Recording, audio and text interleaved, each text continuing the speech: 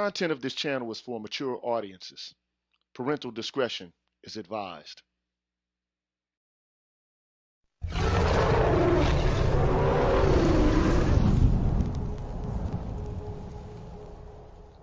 You're tuned in to the Green Gorilla channel.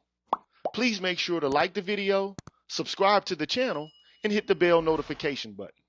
And please, feel free to share the video. Thank you.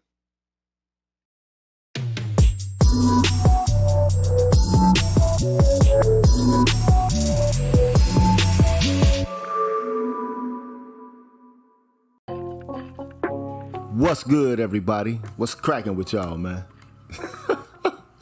Here we go. Like, shout out to all the people out there in the chat, man. Happy New Year, man. I know I ain't been on for a while, man. I had a death in the family, and so I had to travel to Chicago, Alabama, and a few places here and there, and that occupied a good chunk of my time during the New Year. So I apologize for being missing, but I had to go attend to that business, and you know, it is what it is, man. You got to do what you got to do.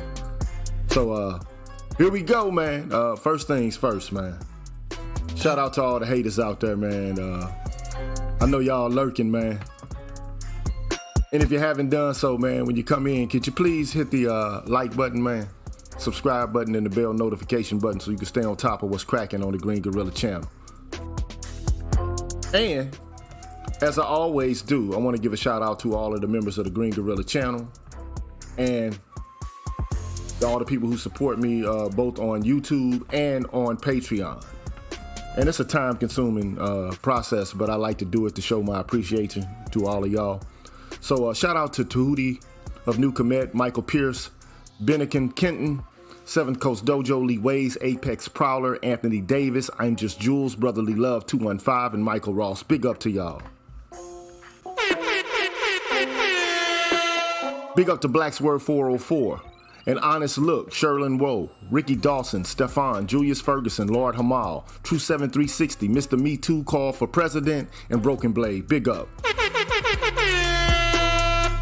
Big up to Leading from the Back, Gold Professor, AKs and Curtains, H-Town, Rogish the Bill Monker, BD Main, Adrian Thomas, Electrician 480, Benga, Cutting Up with the Jones and Zanko. Big up. Big up to D. Scott, Path Guy, Pete Rock 496, Aaron Peters, Barnolas, Dardar, Vincent Lindsay, Beautiful Trauma, Quiz the Poet, Black Wizard 80OS, and Jazz Stack. Big up. Big up to Shadow Observer, Sugar T, Artisan MC, Nasiana, Kyle J. Sura, Kareem, Troy Warren, Mrs. KP Bailey, Alan Wiley, The Face, and Life of Commerce. Big up. Big up to Dreamlit, A. Wilson's Ghost, Timothy Blewett, Jeffrey Speed, Marvin Battle Jr., Mark Holt, Adam and BGS Ibmore. Big up. Big up to Ignatz Mouse, Brian Peaks, Papa Dida, Scott Haywood, Black Uru, Dr. Treat 33, Leroy Honeycutt, Super Tech, 77 Base X, Brian McMurray, and K-Ron S. Big up. Big up to Charles Rogers, Rick Ross, Sandra Jean, Charles Gilmore, Greg, Barry Little, Mr. Valentino, Jason Hales, Black Men Being Brutally Honest, Cameron 87, and Dr. Rock. Big up. Big up to Mark Swift, Odd Collar, Donna Watts, Coach Hotep, Old Soul Chief, Mr. Blue Collar, TD Hip Hop Media, Drew Main, Mr. Heat, Sir Anthony, and MLR. Big up. Big up to Universal 178, Rasheed Barnes, Aaron Smith, and DH, and also I want to give a shout out to Red Pill Revelator, Aaron Infinite, Dr. Tiasan Johnson, Kalon Chakala, Hostile Adept, and W. Pierre. Big up, man. And on the Patreon side, I want to give a shout out to Chris Flowers, Christopher Burton, Daxby, J Live, Rashawn Phillips Sorrells, Keith Bass Jr., Nick, Rock One, Albert C., Dr. Ben Vincent, J. Cleveland Green, I Am the Light of My Father, Waffle Weave, Tyrone Hampton, Darnell Smith, Excalibur, Anu 219, Preserve Prisoner, Taz, Dragon 59, J. Bailey, Mr. Michi, Mo Mal, and a Sangwa. Big up to all y'all, man. Straight up.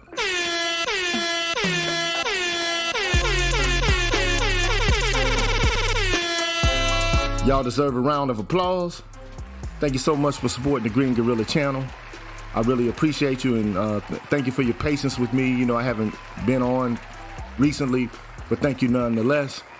And if you want to help me out by becoming a member of the Green Gorilla channel, here's how you do it, and we'll get on with the show. What's good, everybody? I'm the G with a PhD, and you're tuned in to the Green Gorilla channel, the place where black men can express themselves freely, straight up, no chaser.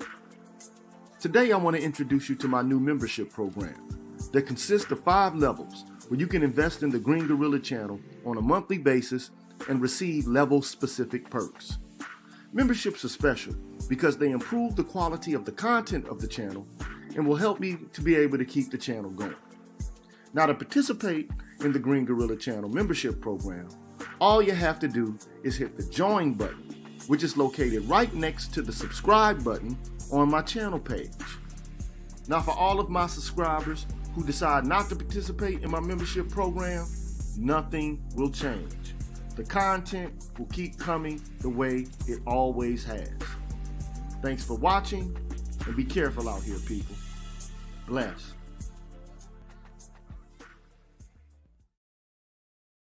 All right, y'all. I'm back. One of the things I want to do before I get started is give a shout out to Rogish the Billmonger. Thank you, sir. Appreciate that. Thank you, sir. Appreciate that. And peace to all the people in the chat, man. Straight up. I know I haven't been here for a while. I know. But sometimes you got to, deal with life. You know what I'm saying? And so that's what I've been doing. And, I took a few days when I got back to Huntsville in order to, clear my head and get prepared to do what I got to do. So it is what it is. One of the things that, recently came to my attention, here and there, I get inspiration to do shows all the time. And today something, just came to my attention, and it's about incels, right? And, oftentimes in this space, many of the men here get accused of being incels and, being in a rage and hateful and misogynistic and all kinds of other, negative epithets and negative qualities and characteristics are ascribed to us here. But, I don't know, man. How many of y'all think this space is an incel space, man? If you think this space inherently is an incel space, meaning there are guys who just basically are bitter at women because they don't have access to sex. Is that what this space is, man? If you think that's what the space is, man, put a 1 in the chat, man. If you think it's something altogether different, put a 2 in the chat. I just want to see you vote with your 1s and your 2s. No 2, yes 1. Because personally, I never considered myself to be an incel. I never considered myself to be, someone who has an inherent inability to have access to women, okay? And my problem has never been having access to women and sex as much as it's been, dealing with the vicissitudes or, the negativity associated with being in a relationship itself. It's not getting to first base that's the issue. It's not getting to second base, third base, or the home run that's the issue. The issue is the power dynamics that obtain in contemporary relationships. I've tried to explain to people that, for the most part, women, whether you're married, whether you're cohabitating, whether you're just involved in a girlfriend-boyfriend relationship, whatever it is, smash or whatever, you're at a disadvantage. Okay, there are laws, policies, and, narratives, discourses, and they're all set up to vilify you and to make, the so-called better half appear to be virtuous and free from any kind of wrongdoing or blame or anything of that nature. You're at a disadvantage, okay? It just is what it is. But let's look into what people have to say about incels, because for the most part, this space, rightly or wrongly, has been characterized as an incel space by a lot of people, okay? And I'm pretty sure that there are some men here in this space who might be involuntarily celibate, meaning that they can't have access to women or they don't have access to women. So just let's look at an article really quickly that kind of describes what incels are, okay? And I'm pretty sure you already know what it is, but and why, we've been targeted in this space in particular as being problematic, being misogynistic, and also presenting a danger to women, okay?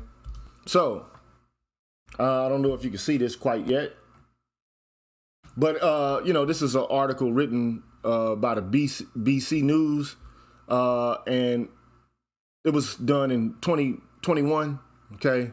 So it's relatively recent, okay? And basically it says, incels inside a dark world of online hate. And not to say that this doesn't present a danger in some way. However, I haven't known any black men.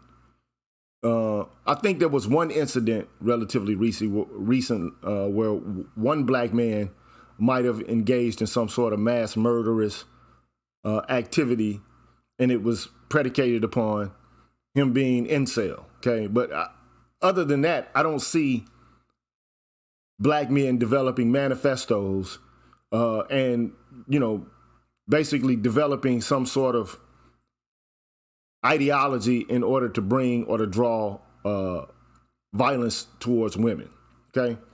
We might have some attitudes about women, but I don't think that, by and large, this space is dedicated to doing anything harmful to women, as opposed to either one, leaving them alone, two, going elsewhere, or three,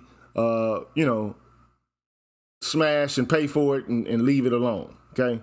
So having said all that, there's an association in the media with involuntary celibacy and danger related to violence and mass killing. So the article says at least 2 previous mass killings, both in the U.S., have drawn attention to the activities of online groups that are incel groups, okay? And so what do we know about those who participate in the forums? And, the subheading here is failure and frustration. And here's one guy who says, and they're quoting this guy, obviously I don't have much hope of attracting a woman in the first place. Meaning that, he is the type of guy who can't have access to women. He doesn't have the high sexual market value. I think that's the terminology that's kind of thrown around in the space, okay? So his name is Jack Peterson. He's one of the thousands of men who visit forums like the incel forums on Reddit and incel websites. And he goes on to say, I've had a couple of negative experiences in relationships, and so that has made me feel like, it's hard to move on from my past and start a new relationship. He says, I've had women who have done pretty bad things to me. Now, just off the bat, I don't see this as... Shout out to Dr. Thunder, man. Shout out to that brother, man. And anytime you're ready to do a show, bro, let's get to it, okay? I'm willing to kick in and do something with you. But he says he's had negative experiences in relationships, so he's had access to women. So it confuses me. This whole incel thing is confusing to me. It seems contradictory for a guy to have had access to women and the relationship failed, but he's involuntarily celibate, okay? Anyway, these overall themes of failure and frustration, along with anger and hate, are common on incel forums. Now, as far as I'm concerned, let me just say this, man. We have inscribed into popular culture all kinds of misandrous attitudes and negative, opinions about men. But it's never described as hate. It's never perceived as negative. It's perceived as a matter of justice. Okay? So when they engage in behavior that's critical of men, it's justice work. When men have complaints and criticisms of women, it's nothing more than the patriarchy and misogyny, okay? And in the case of black women, it turns out to be characterized as misogynoir, okay? But anyway, anger and hate is a common theme, okay? Failure and frustration. The author of this particular piece says he spoke to several young men who called themselves incel. They're in their teens or early 20s, and many have experienced rejection or negative encounters with women. They go to message boards because they're lonely. So one could say, okay, well, men here in the manosphere come together, the black manosphere, because they're lonely. I don't necessarily think that's the case. I don't think that's the case, but, you know, it is what it is. Anyway, they go to message boards because they're lonely. What they find is a group of angry men pushing the idea that they have lost the genetic lottery, meaning that they, you know, they're not very attractive. And there's nothing they could do about it, okay? Here's one such guy, I assume, no homo, but I mean, the guy doesn't look to be, you know, hideous to me. He just looks like an average dude to me. White dude, okay? Anyway, Jack has a YouTube channel and a podcast. He is one of very few incels prepared to speak to the media after attacks in Toronto. This was in 2018. Others said that, you know, I will speak if they change their names. You know, and many of us here are, anonymous as well. So, you know, I'm anonymous. It's not because I'm afraid. It's just there's certain, you know, things right now that I'm dealing with, and I'm not going to show my face. But, you know, maybe next year I will. I don't have a problem. Okay. So anyway, one incel from the UK, his name is Liam, has been active on the forums from a young age. He's unemployed, lives at home with his family, and he admits, I've got this sort of misogynistic view, which is not helping me in life generally. I ask him directly, do you hate women? In some ways, yes. He stutters. I try not to, but I find myself like, I'll just be talking and I'll say things that I shouldn't really say just because I've been looking at forums. Now, you know, let me just say this. Let me get this out of the way, man. Again, a woman says something negative about a man, it's perceived as justice. It's perceived as political. Whereas if a man has some criticism of women because of the Marxist kind of analysis that's been utilized, women are oppressed, men are the oppressors, then it takes on a different tone, okay? But going further on, the author says the conversation is stilted, thoughts trail off, meaning that there's like drift or whatever the case. And he says, I asked Liam what kind of things he says in real life that he thinks he shouldn't. He reels off several unprintable insults that he mutters at women. So is this behavior the result of his time in incel communities?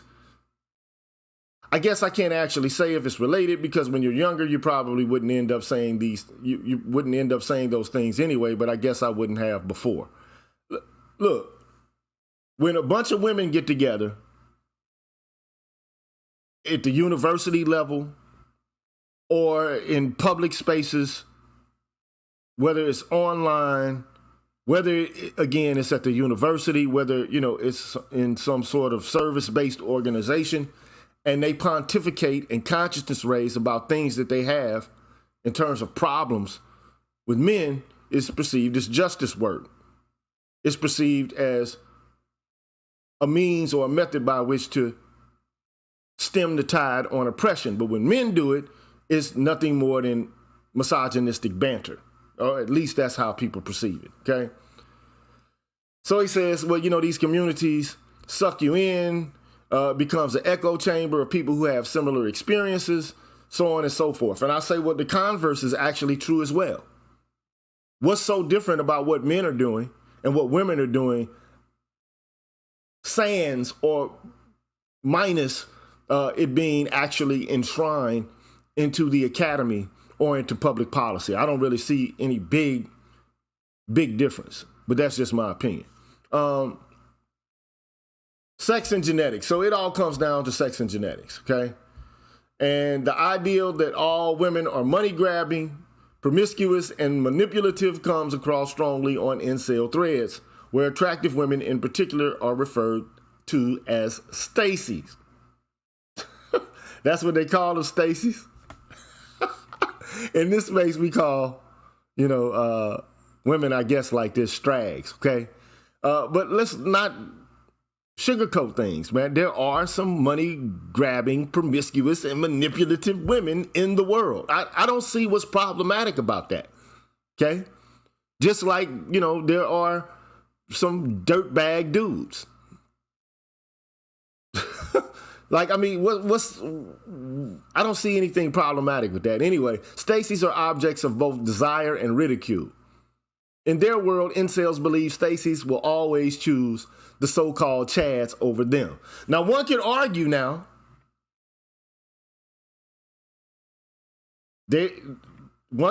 there's something similar going on in the black manosphere. Now, I'm not saying that there is. I'm saying one could make the case, okay? If I were to play devil's advocate, okay? So you got the Pookies, right? So let's substitute Pookie for Chad.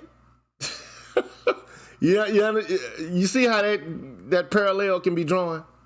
Okay, that analogy can be made. So anyway, Chad is a caricature of a sexually successful man. And comparisons are not just about personality or confidence. Many incels believe they are genetically inferior to Chads. But what's different in the black manosphere is that black men here don't believe that they're genetically inferior to Pookies or culturally inferior to Pookies. I mean, in fact, what you get is the concept or the idea that ordinary black men, as opposed to Pookies, are better than them. They're better than Pookie. However, women are desirous of the Pookie. Okay. So here's a picture. So I get the white Chad. Okay. So this is the kind of things that women go for. The 6. I think I heard BGS say something about 666, which, let's negate the demonic, understanding the 666, but the 6-pack, 6 feet tall, and 6-figure salary, okay? Anyway, Chad is often depicted as a successful guy, blonde hair, pulsating muscles, blah, blah, blah. He has a sports car, he has a chiseled jawline, and so on and so forth. These crude caricatures are laughable, but they are important because they create an us versus them mentality. Incels believe that sex, love, and happiness are out of their reach, available only to others. Now, this is interesting to me because I don't think black men in the manosphere, I don't know, but I mean, I would have to, watch more channels, manosphere channels, to see if this kind of sentiment exists in this space. And, I have to be, honest here. I watch a few person's channels, but I don't watch a lot of the black manosphere content. I just don't. I'm just being honest, okay? Anyway, and not that I don't support the guys here, but if I don't come into contact with them, via the channels that I do frequent, then I probably, I got other stuff to do, man. It just is what it is. So anyway, they're particularly drawn to the nihilistic black pill theory. There's another allusion to something that many people here in the manosphere use, the black manosphere, the black pill theory. The idea that they are the only ones who realize the game of sex and attraction is rigged from birth. Self-help or positivity is frowned upon in incel forums. Anyone who successfully interacts with women is instantly branded a fake cell. I think there's been, conversations about this, I'm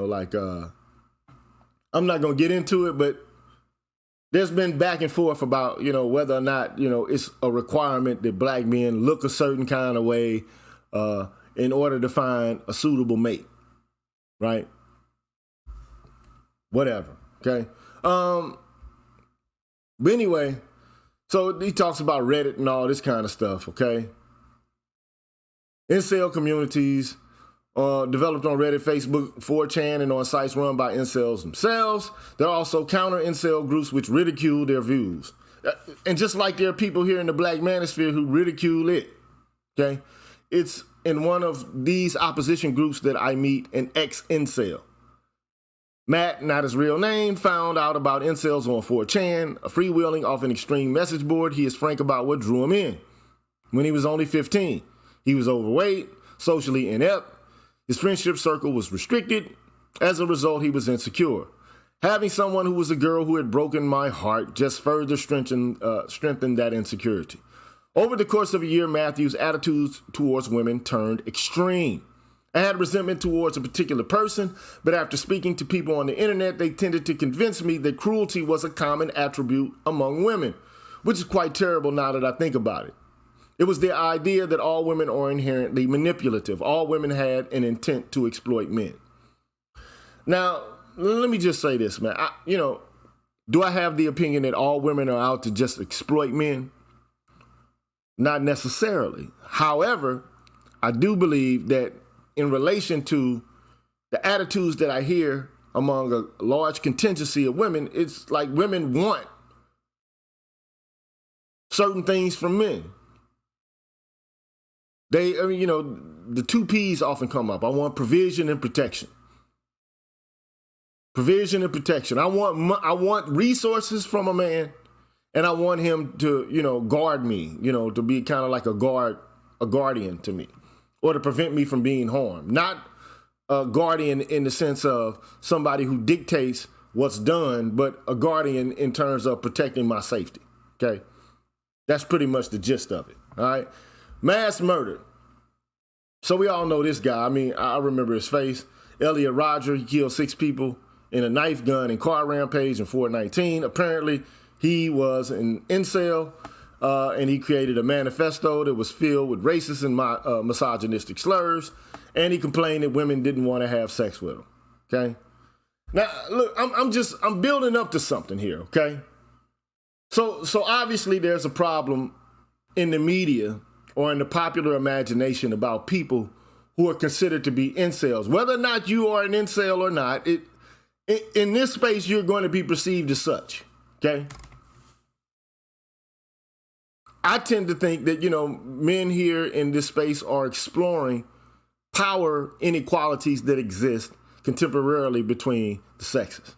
That's what I like to think it is. But, okay, hey, whatever, okay?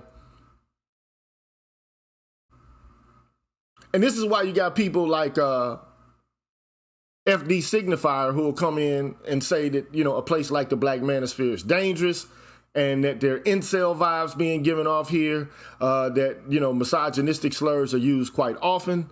And, the space in and of itself is inherently dangerous because it supports and endorses actions such as those committed by Elliot Rodger. That's what people will say, all right? So anyway,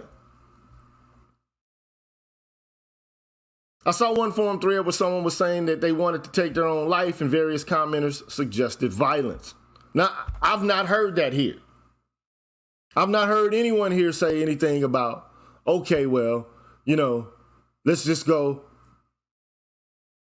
hurt some women. I've not heard that, okay? Anyway, messages that aren't unusual in the incel community. When someone mentions they have suicidal thoughts, they're often egged on by others in the group. Now, let me just say this, and this is something that's been documented by Warren Farrell, and namely that, women who are suicidal, and they commit suicide attempts more often than men, but they usually don't carry them out into fruition. Whereas men often take drastic measures when committing acts of suicide, and oftentimes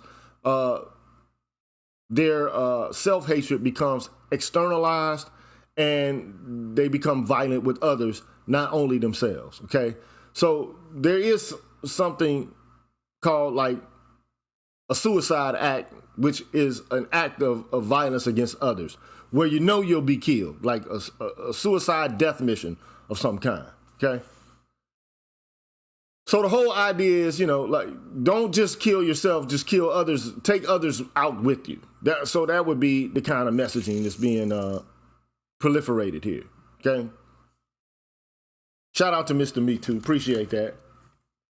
Appreciate that.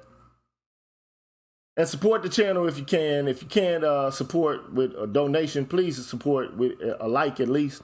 Give me at least, get the likes up. I only got 60 likes. Let's get them to at least 75 or something like that. But anyway, as we speak, Liam, the young man in the UK involved with incel groups, tries to joke about Roger's murder spree. So this jokes. I don't think it was even that wrong, he says, laughing nervously. When I push, he does say it's common sense it's wrong to kill people. Incel forums, he admits, are not places to go to for support if you're angry or having thoughts of suicide. People don't try and sugarcoat things in a way that conveniently people do, he says. So anyway, just needless to say, there's been, a clarion call for people to keep an eye, to keep a watch on incels. And I'm pretty sure that people are, urged to keep watch of what's going on in the black manosphere, okay? And one of the common claims is that there's very little moderation here. There's no censorship. And, these spaces that exist, potentially hold a threat to the safety of women, okay? So at any rate, moderation of incel groups has been fairly lax. Reddit's made attempts to remove incel communities, but many have remained online. There are also individuals who keep tabs on incel forums. There's some Canadian woman named Emily who does, and so on and so forth, okay? You get the picture, man. I'm not gonna, keep going down this particular rabbit hole, but I set this up for a reason. Because if you, let's say, for example, there are, let's assume for the sake of argument that there are incels out there, okay? We know that they are. There are guys out here who have low sexual market value. They don't have access to women. They're socially awkward. They their bodies aren't in peak condition. They're young. They're awkward. They don't have their appearance together. They don't have their money together. They don't have a social life, okay? A career or anything, okay? They don't have very much to look forward to, okay? So I'm gonna stop sharing this screen. But this blew my mind. I swear to God, it blew my mind. It flipped my lid. Because there is a movement underway. And it tripped me out when I saw it. And I know I'm not the first person to cover this issue, probably, but it's the first that I've heard of it, okay? There's something now that incels are doing, and it's called, kid you not, let me share this screen. It's called transmaxxing. When I saw this, I said, what in the hell is this? Transmaxxing. So here are a group of guys who don't have access to women in a normal, traditional sense, okay? And so what they've opted to do, what they've decided to do is, for the most part, to become women. They decided to transition. They've made the decision, okay, well, if you can't beat them, join them. Now, as far as I'm concerned, this is an indication that there's something awry, something going terribly wrong with the relationship between men and women. But listen to what they say, because it tripped me out. Okay, so these are guys who, they don't feel like they were born with gender dysmorphia. Because there are a lot of, people who go trans and they feel like they were born that way. But not in the case of people who transmax. I see Chef Mike's round. Kid you not, bro. You gotta do, and I want you to, weigh in at some point. Let me, hold on, before I go. Let me share this, bro. Let me invite. At some point, okay. At some point, I want to have a conversation. Anyway, it's called transmaxxing. And there's a community of incels who say, okay, look, there are many potential benefits from transitioning from male to female. Point number 0. There is sexual excitement generated from having a feminine body. Now, I mean, I'm a male. I'm, traditional male, and I get sexual excitement from having a male masculine body. I don't know what would be more sexually stimulating about being a woman as opposed to a man, but okay, oh well. All right. Point number 1. There is a superiority associated with the female aesthetic.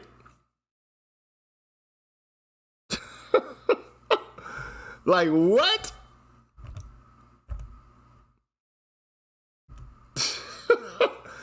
I mean, like, what? Okay. The other point number 2, there is access to the transbian dating pool. So if you're an incel as a male and you don't have access to sex, this transitioning lifestyle, they argue, gives you access to people to date who are like yourself. Now here we go, kissed by the sun, female bodies are superior. Man, look, man, I'm not going to even argue with that. I'm not going to even go there, okay? Number 3, you get full body orgasms.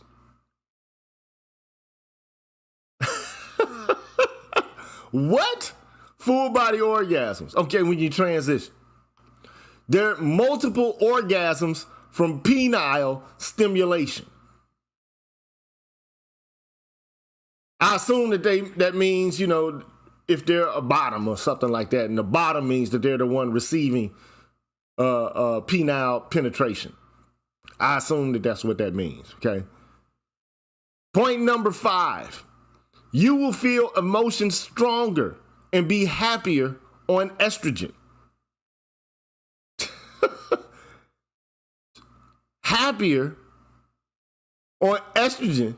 Now, the question is, okay, look, as it pertains to happiness and satisfaction, what is it about transitioning that would make you happier? What is it about estrogen that's automatically going to make you happier? It just seems nonsensical to me, okay? Number 6, your breasts will become sensitive. Huh?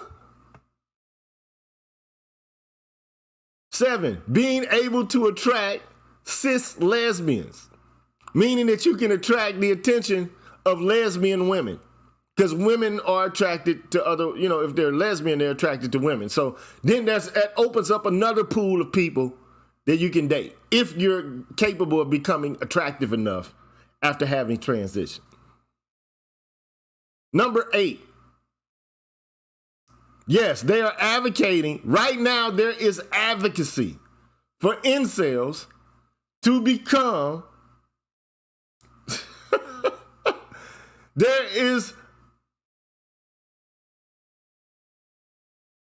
is a nudging for people who are perceived to be incels to become women.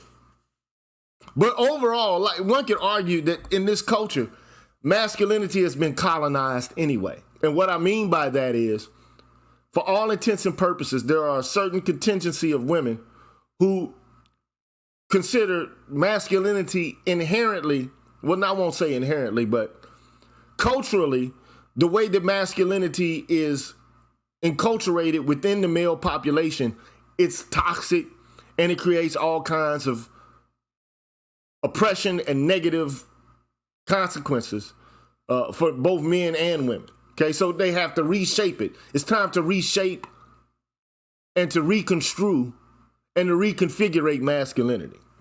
Okay? So,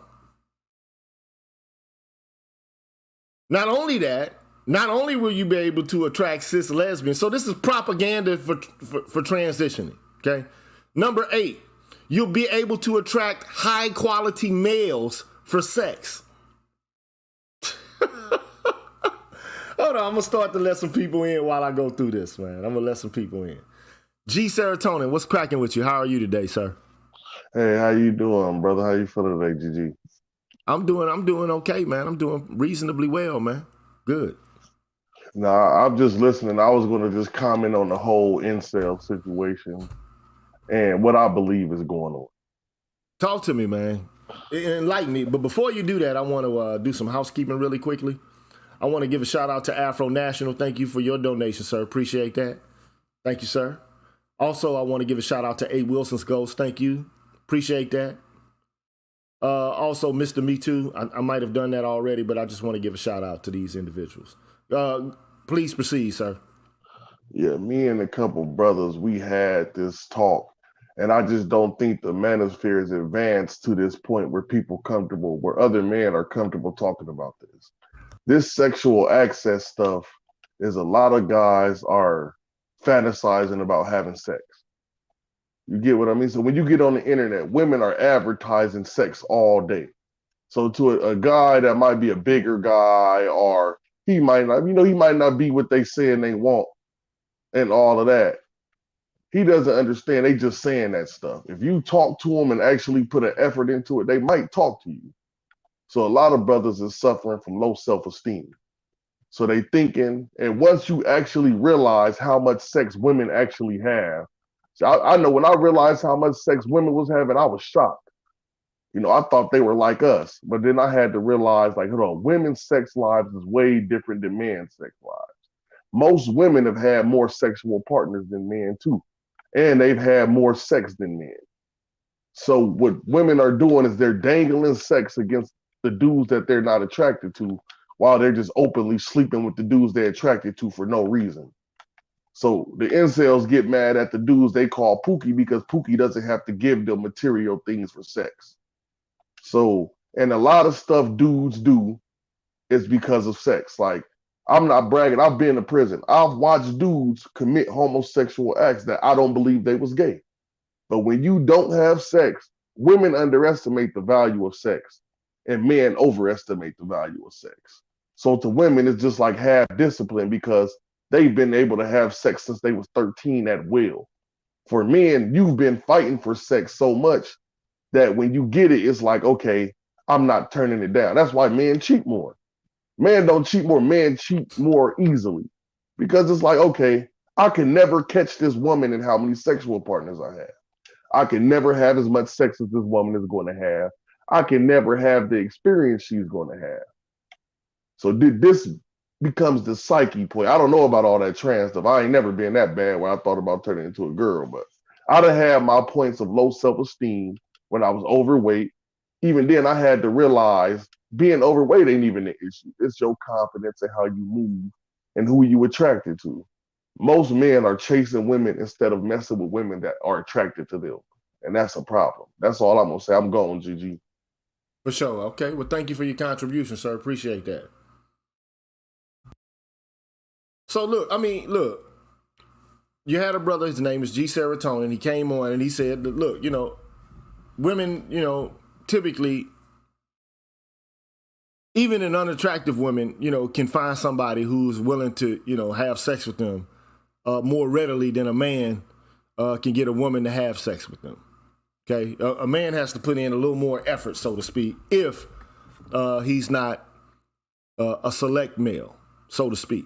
So if there's something awry with your body shape or something of that nature, or you don't look attractive, or you're not a member of the so-called elite in relation to sexual marketplace value, then you're going to have trouble. You're going to struggle with gaining access to women. And one could argue, let's just face it, man. One of the prime directives of any human being is to reproduce. It's encoded into your DNA to reproduce. You have a sexual urge, okay? And the problem is, I don't know what the new circumstances are that are creating the problems, but I mean, it's become more difficult, I assume, for ordinary, regular guys to have access to women with the shift in society, where women have become more and more able to participate in the activities that men used to monopolize, okay? So I'm not going to go too far into it, but I just want to get through this list, right, of the propaganda for transitioning. This is what this is, okay? And this is being promoted to people who are incels and amongst each other, okay? So not only can you have access to lesbians, you get access to high-quality males for sex, okay? You get softer skin with less or no acne. Number 10 is some sort of some article, you live longer as a woman or as a transition woman. I don't know if that's particularly the case, but I have to look at the article. I haven't perused the article, okay? And look at number 11, bro. Look at number 11. Being able to extract resources from males. Check that out. So now you got incels, people, men,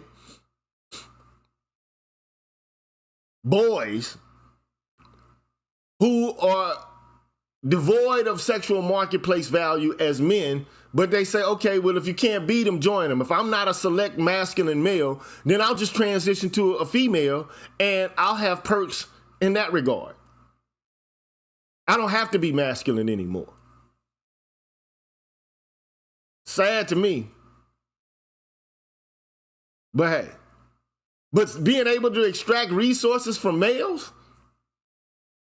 I can get money. I can get food and dates and gifts and all other kinds of trinkets and stuff like that, okay? Number 12, you will no longer be driven to do dangerous and idiotic things due to testosterone. Are you serious? You will no longer be driven to do dangerous and idiotic things due to testosterone. Here's what most people don't know, right? And look it up. Challenge me on it if you think I'm wrong. Both men and women have testosterone.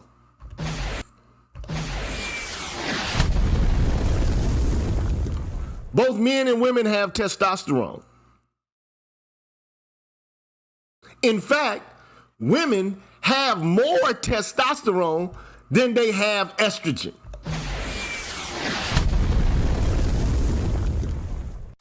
Let me repeat that so that you understand what it is that I'm trying to articulate, and hopefully you can understand these words that are coming out of my mouth. Women have more testosterone than they have estrogen.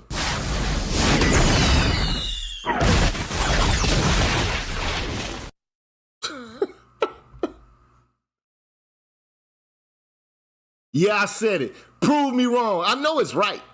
Now, it's not the case that women don't have estrogen. They do, okay? And I'm pretty certain men have elements of estrogen in their biology as well. But it just so happens that women have more estrogen than men.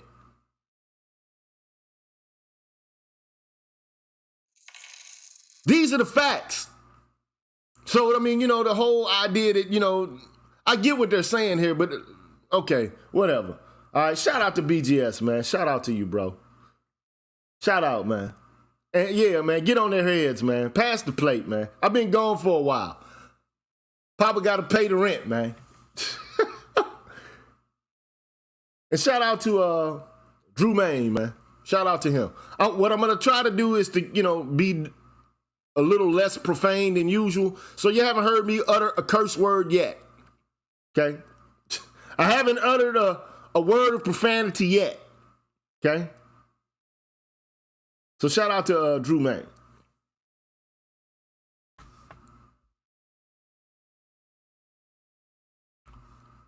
You can stop and reverse hair loss. People will treat you better if they think you are female.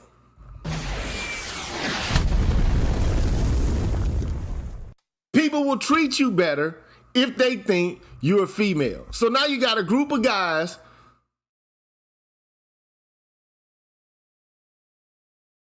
who are incels, who are being propagandized to transition, predicated upon, a list of claims. And I'm reading that list as we go through this, okay? You will be less likely to get killed. You're less likely to be murdered. We all know that among black males, homicide between the ages of 15 to 34 is the highest source of black male death. Those are the facts. Number 16, by transitioning into a woman, you will have access to female spaces. You get access to female spaces. I mean, I've seen the shorts, I've seen the videos where you have women. Recently I saw one, I think Angry Man put it out there, where it was a black woman who said that it's not gay if you're attracted to a trans woman. I'm like, what? But you are gay if, you're attracted to masculinity. So it's not gay if you like trans women. I heard a black woman say that. Okay? Check this out. You get cheaper car insurance. What? Cheaper car insurance, man.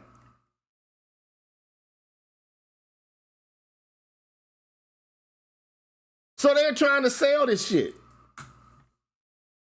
There was what? That's another. I'm sorry. They're trying to sell this. Okay. And this is from the incel community, right? Now, here's their logic.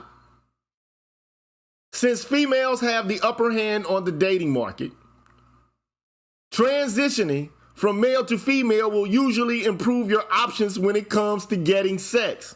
In addition, the sex you enjoy as a female will be of a higher quality. The opposite is true for females transitioning to male. Your sexuality may switch on hormone therapy. If your sexuality stays the same, you always have the option of dating trans girls. There are also plenty of cis girls willing to date trans girls. You also have the option of dating other trans girls. Becoming male to female, transsexual is a way better option than being involuntarily celibate as a male. If you do not have autogynephilia as an incel, you can try to induce it. You can watch porn and imagine yourself as a female. There's also female POV porn you can try. Many AFAB individuals who transition to male regret it due to the social implications. Okay? So I'm just saying, look, this is the transmaxxing manifesto. But to me, it's indicative. It's indicative of a culture that is doing all it can to denigrate and to stigmatize masculinity itself, which to me is problematic. Okay? But it is the case for these guys, or whatever you want to call them. I don't know what they, them, they, whatever. I don't know. But the whole point is these individuals understand that being a male in today's culture puts you at a disadvantage. So how do they perceive themselves as being able to overcome the disadvantages? Join them. Now, I definitely am not suggesting in any shape, form, or fashion that any black men do or engage in this activity. That's not what I'm here to do. G Serotonin, are you back, sir? Yeah, sorry. I seen some stuff in the chat. I just wanted to clear up. Oh, okay, so go ahead and clear that up, brother. Go ahead. I'm not saying that lack of sex makes a man gay. That's not what I'm saying. A man gay, if a man is homosexual, he's homosexual. There's nothing to do with that. What I'm saying is a lot of stuff happens because men do not have sex. And the way our society is set up, sex is constantly being marketed to you. So a lot of men never actually had conversations with women talking about this stuff. If you talk to a woman, she's going to tell you exactly why she do certain stuff. Some brothers just don't listen, or they feel like they don't want to accept the woman's reasoning that it shouldn't be like that because they just don't want to accept the truth behind it. When I started really listening to what women said, and this is not, I'm red pill, I understand what they're doing. What I'm saying is, when they tell you this stuff, they telling you the truth, man. They're telling you, like, I'll pick the dude right now in this phase of my life who I feel like will have sex with me the best. They're picking dudes that they're sexually attracted to. And this is becoming a problem for dudes because, like, we all know women are kind of hive-minded. They tend to be attracted to the same dude. So all of the women are attracted to an archetype. That don't mean that's the only dude they'll mess with. That don't mean that's the only man they'll deal with. That's the man they prefer to deal with. If he shows them attention, they're going to deal with that man.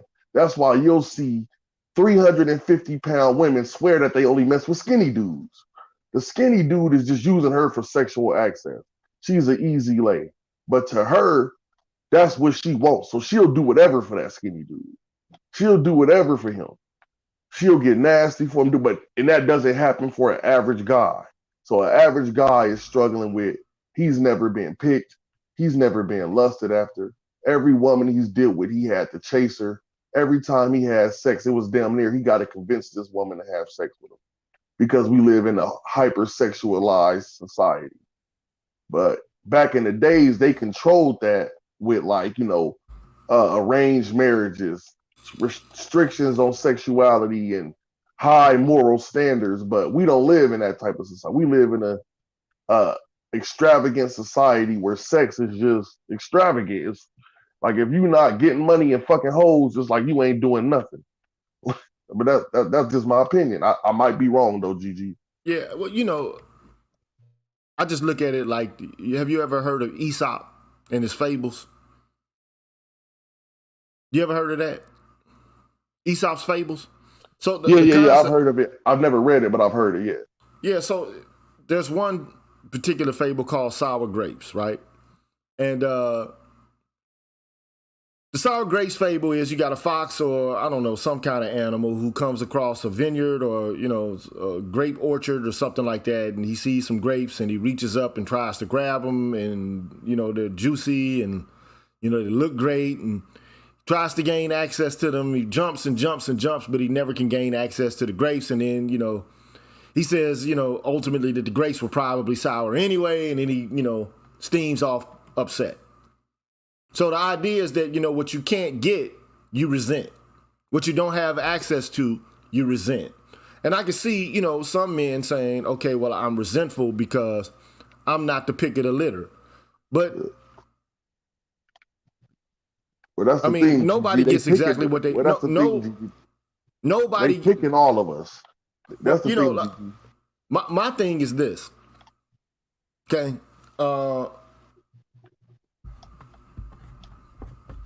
I guess I'm a slim guy. I mean, I'm not overweight or anything of that nature, but that's neither here nor there. My problem with women is not being able to have access to sex. That's not the issue for me. Now, I can't speak to guys who, I don't know what it feels like to not be able to have access to women.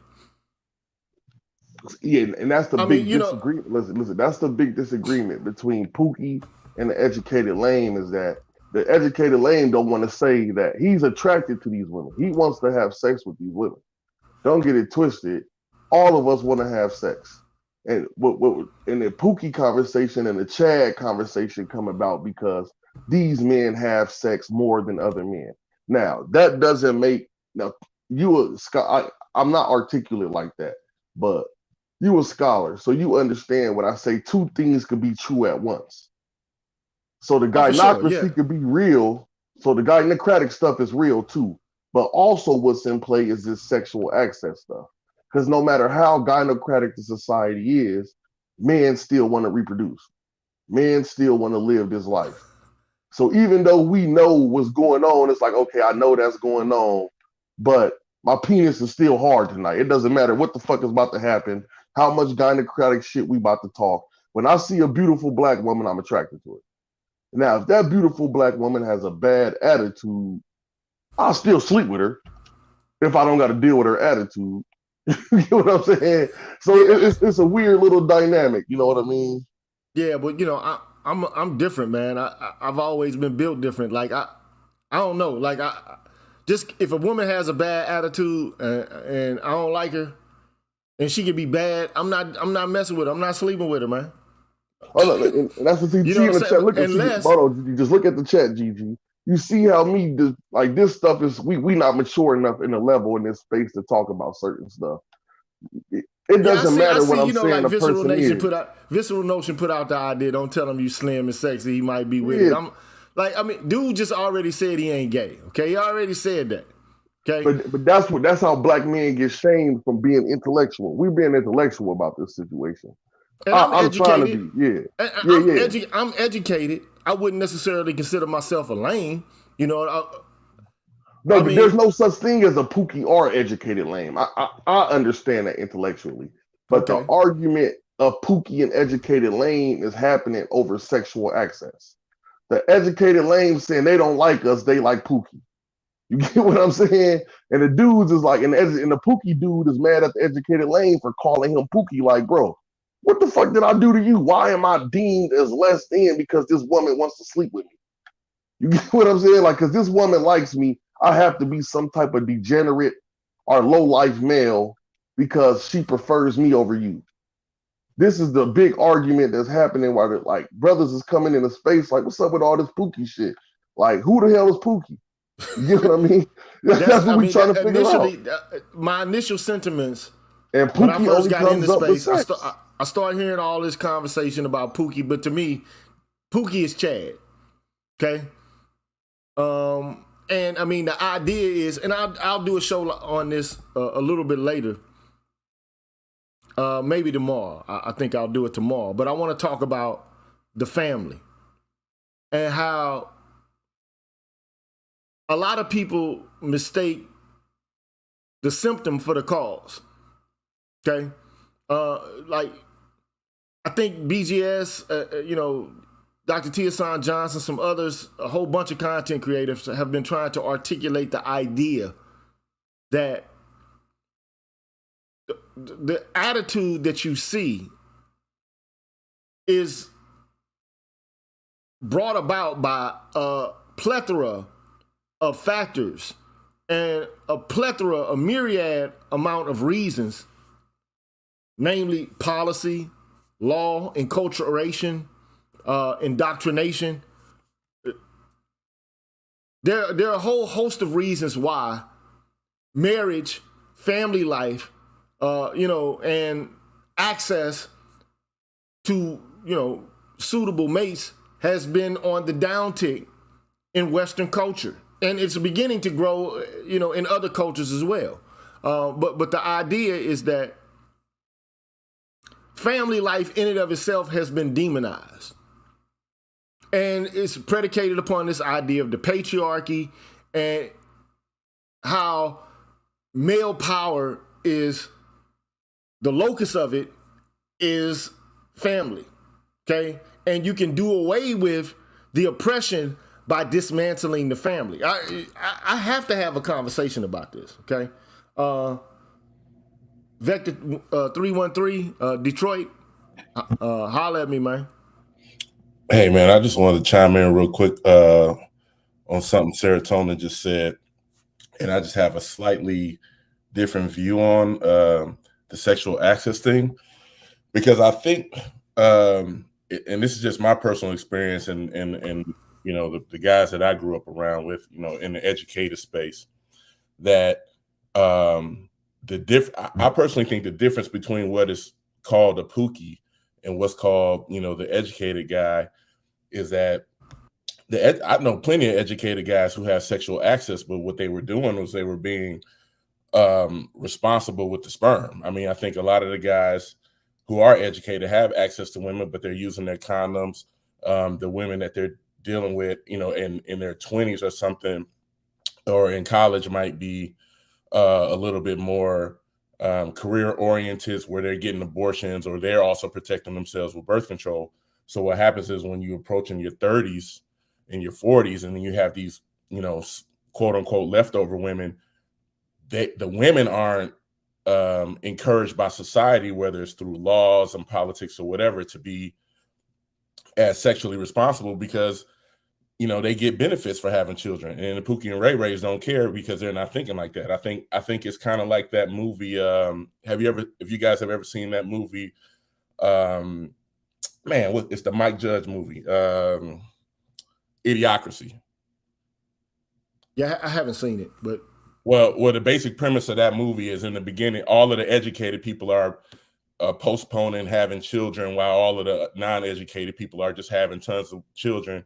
And, you know, 200 years from now, the population is just stupid because all the educated people aren't having kids and all the stupid people are. So I think that I slightly disagree with what the brother was saying, just because I think there are a lot of educated guys or upper mobile guys who do have access, you know, sexual access, is just they're delaying it. Well, this is the thing. The reason I say that, but let me chime in before you chime in, okay? Mm-hmm. Go ahead, brother. I'll say this, okay? So, dude, look, I went to college, man, okay? And the ratio of women to men in my school was 8 to 1, bro.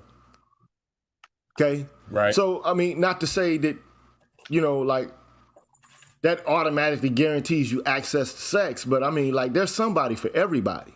Now, you might not be able to get the hottest chick. You understand what I mean? But you can find somebody who fits you. Okay? Who will be on your level in terms of appearance and in terms of, you know, attitude and comportment and so on and so forth, man. I mean, and everybody who goes to college doesn't come from the same class. So you got people from lower classes who are moving up, so-called the social ladder, so to speak, by going to college. And then there are people, you know, who have generational college graduates, you know, in their families. So it's like a meeting ground. And I mean, yeah, in relation to the whole Pookie concept, like the whole idea that there are uneducated black men who are like loose with their sperm and so on and so forth, I get it, I understand it. But people who are educated do, you know, have more on the brain in relation to like what the outcome is. I mean, they're able to project further into the future than people, you know, who are just living at the subsistence level or who are working blue collar jobs. Not to disrespect anybody who works blue collar jobs. That's not what I'm trying to do here. But the idea here is that there is a sense of delayed gratification and planning for family life, as opposed to just, okay, here we are, we're just going to do this. We're going to make this work right here and now. And guys who are educated, from my experience, you know, I mean, just as much as, you know, Pookie, so to speak, in terms of how it's characterized in this space, I mean, they chase women as well. Okay? Not everybody who's educated is just some goofball who, you know, looks overweight and is socially awkward. I mean, it's just not true. Right. And that's what I'm saying. That's what I'm saying, GG. I don't believe there's an actual Pookie and Ray Ray. The only time I hear it come up is during sexual access conversation. That's why I made the theoretical thing that, okay, in this space, this is what this is. I don't actually believe there's no such thing as a Pookie and a Ray Ray. Like, I don't, all right, educated lame. Like, I don't believe in that concept. Right. That's not what I'm disagreeing with you. I agree with you on that. What I'm saying is, I don't think it's sexual access. I think it's more so, the sexual responsibility. So when you never hear a guy will say, if a woman says, I was married when I was in my 20s and 30s and I had a couple of kids, but my ex was in college with me or whatnot, then we're not going to call that dude a quote unquote Pookie. I think when people throw the Pookie term out there, it's because the woman might have a complaint about lack of child support or, absenteeism. I don't think it's actual sexual access. I think it's the resulting children of that sexual access is what we see, and our people are throwing out this Pookie thing. And you know what I'm saying? That's the disagreement, not necessarily that the educated guys don't have access. I don't believe that's true. Yeah. I don't believe it's true either. Like, I know it's not true. This is what I'm saying. I know it's not true. I know that the women are sleeping with all the men. Yep. But women prefer, not I'm gonna say prefer, women, like, they do this weird thing where they hype up a certain type of man. You get what I'm saying? And this is like an arch type thing. This don't got nothing to do with men at all. So if you get on social media or get on the internet or talk to a woman, they got the same tall, dark, handsome. Like, that's not a trope at this point. That's like what women are into. So if you 5'10", you're not even short. Men know that a 5'10" male is not short. Like, we know this. Men understand certain stuff, but women do not live in the same social dynamics as men. And what is happening is you have men who are trying to get women coming and listening to what women are talking about, and they adopt that same rhetoric, talking, put high value men. I mean, that a lot of people were being facetious when they were saying things because they like, we taking stuff out of context. That's all I believe. We just take a lot of stuff out of context. That's it. I'm not articulate enough to like discuss things with you guys, so I can't articulate myself very well. But I don't agree with that statement you just made. I think you're capable of articulating your thoughts and communicating with us just as well as anybody else. So don't sell yourself short. That's that confidence thing you need to get, man. Stop saying that you don't have the capacity. Don't do that. Okay? You have the capacity. Utilize it. I haven't heard you say something that was incoherent or, something that I couldn't understand because it was circular or, just a bunch of ramble. I understand you perfectly. So, but at any rate, the only thing I'm trying to point out in all of this is, this culture. Shout out to Grinch right now. He says, Pookie and Ray Ray equals any brother that can get his shaft sucked on a regular. They just gonna have to forgive my schedule. That's what it seems like to me. It seems like the brothers only have a problem with Pookie when Pookie busting the females down. Any other time, it's like we all brothers. As soon as females get involved in it, oh, you a Pookie. Like, damn, I gotta be a Pookie? I don't know, bro. I don't know, man. Well, I don't know about that because, I mean, part of the true incel argument, like the Elliot Rodger type, would be that a lot of these educated guys who are, fraternity Ivy League guys are the ones who are getting these shafts sucked on the regular. And then if you look at passport bros or the high value man, we have no problem getting women, but people don't complain about us. That's why I say I think it's not the sexual access, it's the resulting, if that sexual access results in something that's deemed to be detrimental to the community. I think that's where the Pookie definition comes from. Well, let me just say this, man. I come from the hood, right? And so I've been accused of being a Pookie. Whatever that means, okay. If the shoe fits, I'll wear it. But here's the deal.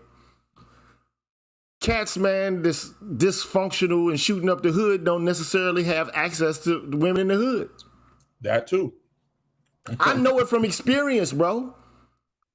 Okay, and you now, Gigi, look, I'm from the. Wait a minute, I'm from the hood. Kossuth and Fair, Natural Bridge of Kings Highway, St. Louis, Missouri. I'm from the hood. Ain't no getting around it. Okay, now just because I live there don't mean, like I'm doing crazy shit. Not everybody who lives in the hood is shooting motherfuckers up. Excuse my French. Not everybody there is just shooting people up all the time. That's not what goes down there. Okay, but I mean, the misconception is that, like most black men, or black boys are just, roughshod. I mean, it is the case that some of us are wayward and we don't know how to deal with conflict. But I mean, 9 times out of 10, man, guys ain't just,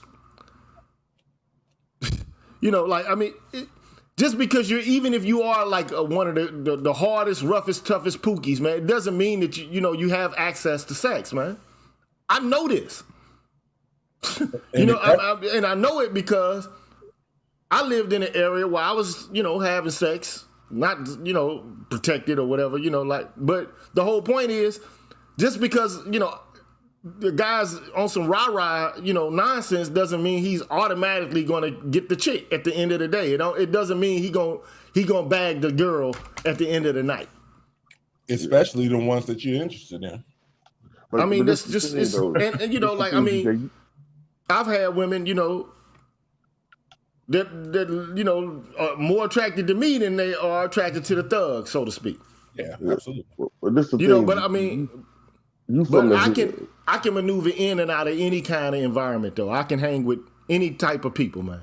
Yeah. You know what I'm saying? I can go, I can be on the west side of Chicago and fit in. I could be, in a boardroom with a suit and tie on and fit in. I could be, on the block. Not to say that I'm, rolling dice and selling crack or nothing like that, although I have participated in some ignorant activity as a youngster. Okay? But, but I don't have to do that. You get what I'm saying? So at the end of the day, all I'm saying is, the incel argument in this space, to me, it's like, okay, you got a lot of guys who are like really upset at guys who they feel have better access to women than they do. I think that actually occurs in this space to a larger degree than I would like. And I think it detracts away from what the real issues are. The real issues are related to policy and social structures. And we don't pay attention to them at all. All we do is we talk about personal behavior and accountability and not to take away from personal responsibility. Okay? But there are systems and institutions and laws in place that put black men at a disadvantage.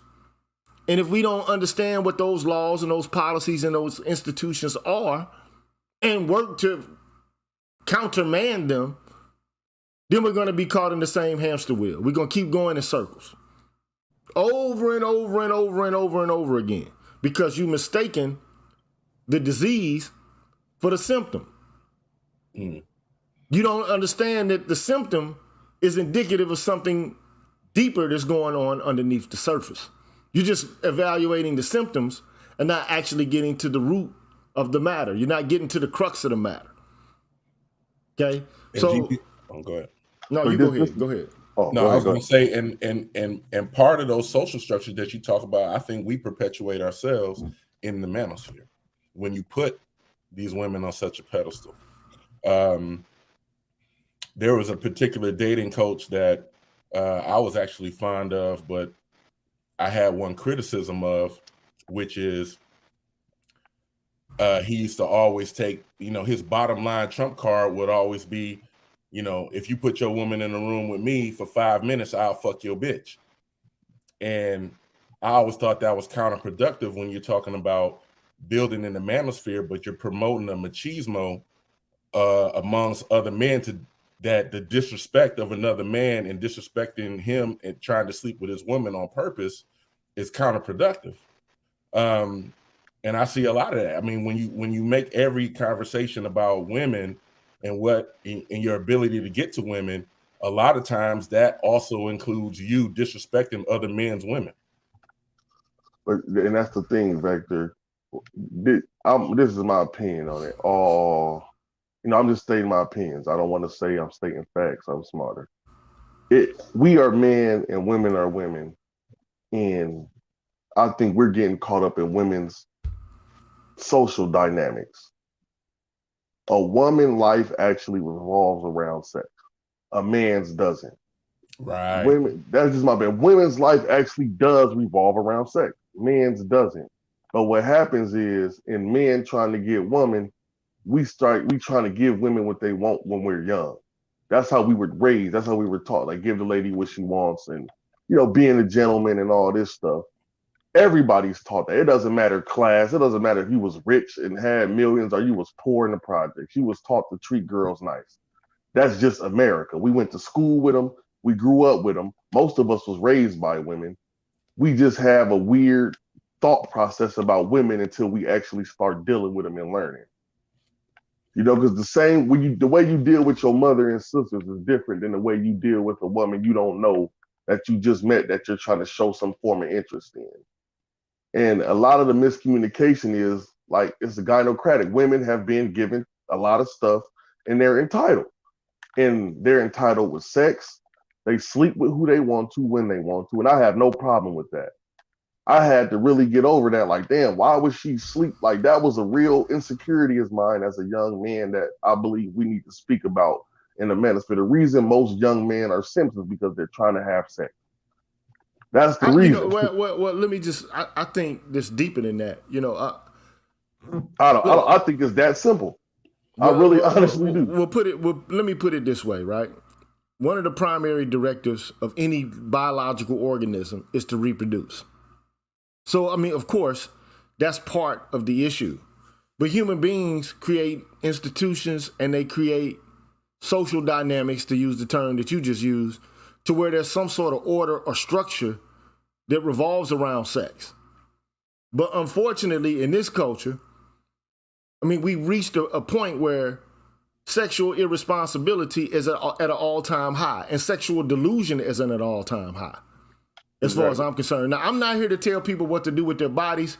If you want to transmorph your body into something different and take medicine and all of this, that's on you. If that's what you're into, cool.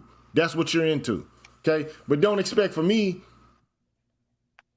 to, defy reality and to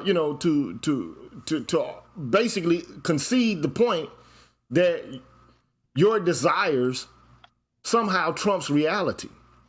To me, it's absurd. But this is where we're at. And before I want BGS to speak, but before I let him speak, this to me sums up in a Negro way the symbology behind what's going on with this whole movement towards transmaxxing. So let me show it, and then I'm gonna let BGS speak. I know black dudes in Brooklyn, hard street motherfuckers, that wear high heels just to feel safe.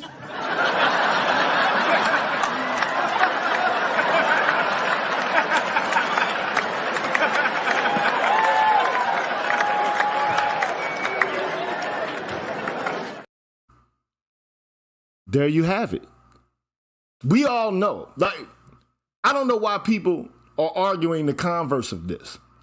But clearly, in this culture at this time, women have an advantage over men as it pertains to social institutions, educational institutions, and judicial institutions, which are political, but they have the advantage. You don't have it. Women don't get killed by the police like men do. Women aren't homeless like men are. Women have stewardship over children. Men are becoming increasingly obsolete as it pertains to the institution of family. Now, men want to, as a biological and a social evolutionary biological entity, we want to have families. We want to have children that we know are our own.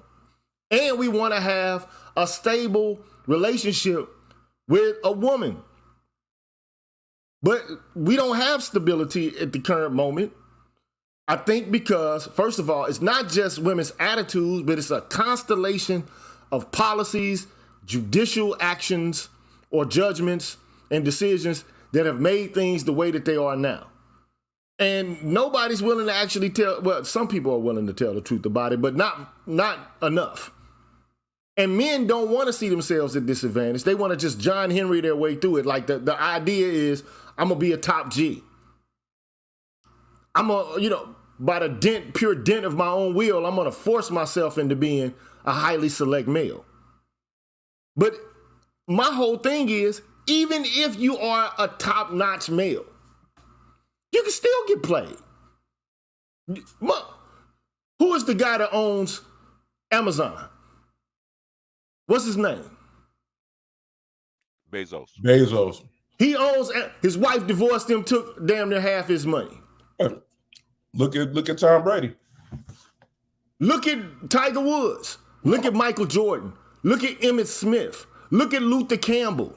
These men have far more money and esteem in the culture in relation to being a man and masculine and so on and so forth than the average guy.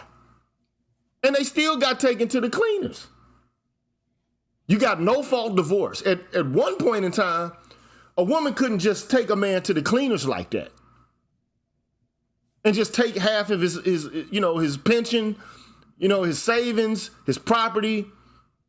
She wouldn't be able to do it. And especially if there were, institutions set in place that regarded men as the natural steward of children, which was the case. Me and BGS have been over this. Men used to be the natural steward of children in Western culture, okay? It was assumed that men take care of the children. The reason you even have a system of child support is a throwback to that notion that you're responsible for sustaining and, cultivating and investing in the life of your own children. But now you only have this symbolic attachment to fatherhood and no substantive attachment to it. And that's the issue for me. That's my issue. Now, I can't speak to, access to sex. It's not on my radar. It is to a certain extent because, there are people who have issues and problems, but I'm not a game coach. I told people a long time ago, man, I'm not here to help you with your relationship. I'm not here to teach you how to get access to chicks. I'm here to tell you what'll happen. Even if, man, you got guys making hella money and they still getting divorces. Good guys. And they get taken to the cleaners and they have problems seeing their kids. And women have stewardship over the children, and by doing so, they have access to benefits and they have access to resources that you as a man don't have access to. You just don't have it. And it's all done under the aegis of protecting children. Okay, that's the whole narrative. Now, there was a point in American history where support for people who were, less well off, it didn't have to be centered around gender. But the American Medical Association, labor unions, and congressmen on both sides of the aisle decided that the Murray Wagner Dingle bills, which would have made sure that everyone in this country had a safety net, no matter the sex. But what they did was they took a widow's pensions program, expanded it to the AFDC, and now this is what we have. Like, we have all of these programs that are supposed to be helping and supporting children and families, but the families have basically ostracized and pushed the male to the periphery. And tomorrow what I'm going to do is a show on that, and to show you step by step how these things have taken place, at least contemporarily. But it goes back as far as courts of chancery in England. BGS, go ahead and talk to him, man. Yeah, basically, what they slowly did, starting with the Industrial Revolution, man, they slowly turned this so-called patriarchy, or we're organized as a patriarchy, into a gynocracy. Basically, that's what's happening, and they're forcing you into this role because, and they teach you that access to sex is paramount, is the highest good, and it's really not. because if they really wanted to, all they have to do is abolish the prostitution laws. The value of sex will drop to nothing. It'll drop to nothing. Why you think the first thing when women got the right to vote, man, they abolished alcohol and put a restriction on prostitution because they want to put men in a box. They want control of the men. And they're doing it. And they're doing. Yeah, they're doing it. Yeah. They have committed war against men. They have basically engaged in warfare with men.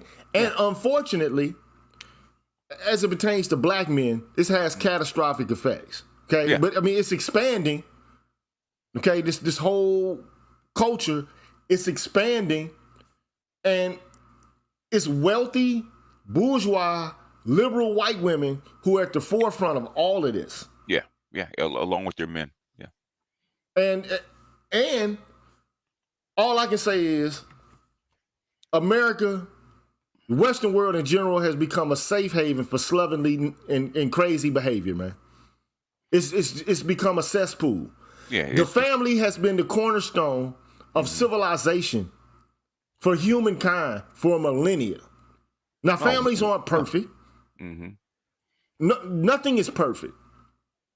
But now you have bureaucracies and courts that serve the function of what the family used to serve. True. Okay? Yeah. But the question is, what happens when you destroy the family altogether? Because there's certain virtues that emanate from family, okay? Like loyalty, reciprocity, meaning sharing, resolving conflict,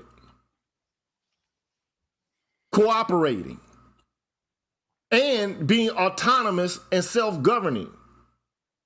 Okay, if you can't do it in the confines of a small unit, how are you going to do it writ large in a society? Yeah. I mean, so, and then there's a legacy that's created by the orderliness of family, or supposed to be, okay? And it protects you, supposedly, from indoctrination by pernicious institutions.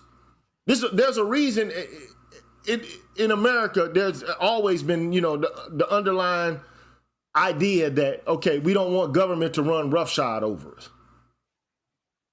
But you look around everywhere, all you see is government running roughshod over you, especially as it pertains to family life.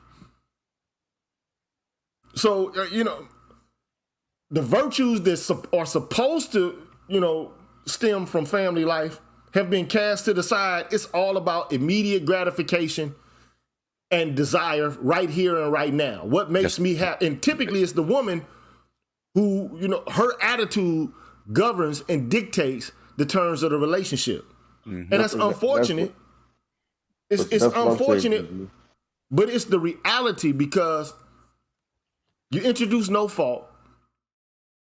You give stewardship dang on there automatically to the woman. You take away any social stigmatization from wanton sexual behavior from women. And then you got a recipe for what you have now. Now you got men who are like, well, if you can't beat them, join them. Why not become a woman?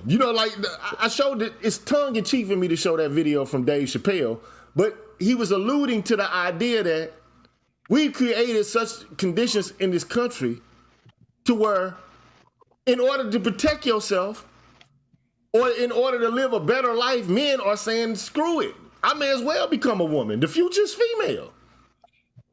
Well, there is one social frowning that women have, and that's ageism. I think one of the things that kind of runs parallel to what you're talking about, GG, as far as these young guys now talking about turning to transmaxxism because of seeing some benefit in being women. But even if you look at how in American society the older man younger woman dynamic is so heavily frowned upon, and you walk around now, you seeing brothers in their late 40s and 50s, wearing ripped up jeans and putting fake hair on the top of the head to cover the bald spot and getting these, new high top fades trying to look younger just because we trying to dodge the social stigma of dating younger women. You know, where do we get that from? Where do we get that from? The women, the women. Who does that? Who's been doing that for eons? Women, because age affects women. It doesn't affect men the same way. Mm-hmm. So that stuff is being pushed on you by society, by your education system, by society, by your social media. It's been pushed on you. Yeah. And It's because women are jealous, especially in this society, because they don't have the same value past 30 that men do. Mm-hmm. And I just read a whole article. I don't know if you saw that, Gigi, about there's a negative tax that women have to pay past 30 years old. In other words, they have to earn average of $7,000 a year more just to have the Take care same of value. the hygiene. No, just to have the same value as a younger woman, and because by the time you reach 30, you've thrown away 80% of your fertility. yeah. And what's important about what's being said is what Gigi is talking about as a man, when you like 26, 27, you trying to start a family, you trying to move forward, you trying to do this, Yeah. and then you would get with somebody, all she's trying to do is get immediate gratification and pleasure. So it's like, dang, so you stuck in a hard place, because for us it's that difficult. For us it's that intrinsic. For her, it's about who's pleasing her and having sex with her the best. That's all she's thinking about. That's all she's been taught, because she's been taught to be. Women look at men as hedonistic, right? And they look at the hedonistic virtues of men. Okay, we have that, right? But the thing is, but they throw away the other side, which is responsibility. They don't want that side, so they take the parts that they do want, and what they really want is the same kind of extended value that men have. Men have an extended value. Men don't, got to remember, because we're bigger, because we have more cells, right? Men physically do not finish maturing until they're 30. Okay, women mature at 19. There's a gap between that. That's how come they always, in ancient societies, matched a woman that was 14, a girl that was 14, to a man that was 20, because there's a physical gap as far as maturity. Okay, and now you fast forward, because I actually did looked at the charts, right? In 1960, what was peak age for a man to be married in 1960? Give me a guess. 20. 21. Okay. 21. What's peak age for a man to be married now? 35. 31. 31. 31 is peak age for them to be married. Okay, the peak value is at 35. All right, because you have a different environment, right? In 1960, it was it was agricultural and industry, right? You had to have a physical man, a peak physical man, to actually that was value, because they needed him to do the work, right? Post-industrial, right? It's not physical, it's cerebral. Okay, nobody, think about it. Nobody's going to draft a kid, a 30-year-old guy, to go in the NBA or the NFL, right? Because his length of peak physicality is mostly gone by then, right? He's matured. He's got maybe 3-4 more years. Okay, whereas a 21-year-old kid, he's got 15. Why would so basically 80% of his peak physical conditioning is gone, right? Same thing with a female. The thing is, what's valued as a female? A female still valued as what she's been valued at for eons, right? Which is youth, beauty, and fertility, right? 80% of that is gone at age 30. So what women are trying to do is reverse that trend. They're trying to figure out how to reverse that trend, but they have to psych you out. Okay, that you have to run the same game that they do, the same track that they do, and not a man's nowadays a man's peak value used to be from 18 to maybe 32. Okay, now it's from 35 to 55. So BJS, my question to you is: do you think they're trying to extend their value, or yes, trying to compress men's, or trying to compress men's value to a younger age? What they're trying to do is extend their value. They're trying to match their value with men's value, while they still be hedonistic and have sex and do all that. Like, they're trying to get you to forget about them doing that. They're trying to be men. They try to mimic men. Okay, Men, And men, they made masculinity the standard, but at the same time, because they can't yeah, be men, in fact, they have to then they devalue have to masculinity. attenuate masculinity and Yeah. manhood. They have to And terraform it. They have to colonize it in order to make it something palatable for them. And they do so by means of saying they're at a disadvantage in every way. So Yeah. if in family life they say, well, they use a Marxian argument. Most of the second wave feminists did. They said basically we're laboring often at home and at work. We're doing double duty and we're not being remunerated for it. So we're being exploited, and insofar as we're doing this double duty and not being remunerated for it, we're being exploited. Okay, so pay us. Or, you know, they just, man, these women have done so much to change the social landscape. And men have been, we have no defense for it. Men don't know how to say no. They don't know how to tell women no. There you go. Yeah, it's never until now, and now they're starting to say no. Now we starting because of the now manosphere, they're not yeah. starting to say no. The thing is that Just the with environment. Doc, you're a teacher, right? So if you have a class, right, you got these, you got dumb motherfuckers at the bottom, right? At 10%, maybe 15%. You got smart motherfuckers at the top. They're 10, 15%. You can't teach the opposite ends, right? You got to compress them to the middle, right? You got to slow the smart guys down a little bit, and you got to bring the dumb guys up a little bit, right? So that way you can actually teach a congruous class, right? That's what they're trying to do with men, right? Okay, women can't be men. It's impossible for them to be men. Okay, they can't be physically, mentally, emotionally. They can't be men, right? So what they're trying to do is push women to be more masculine as much as they can, right? And to actually get them to fit in, get this thing to actually go on. They have to attenuate, like Doc said, attenuate the men. They got to bring them closer to the feminine side, right? So what do? They introduce trans, gender fluidity, all this other kind of bullshit, right?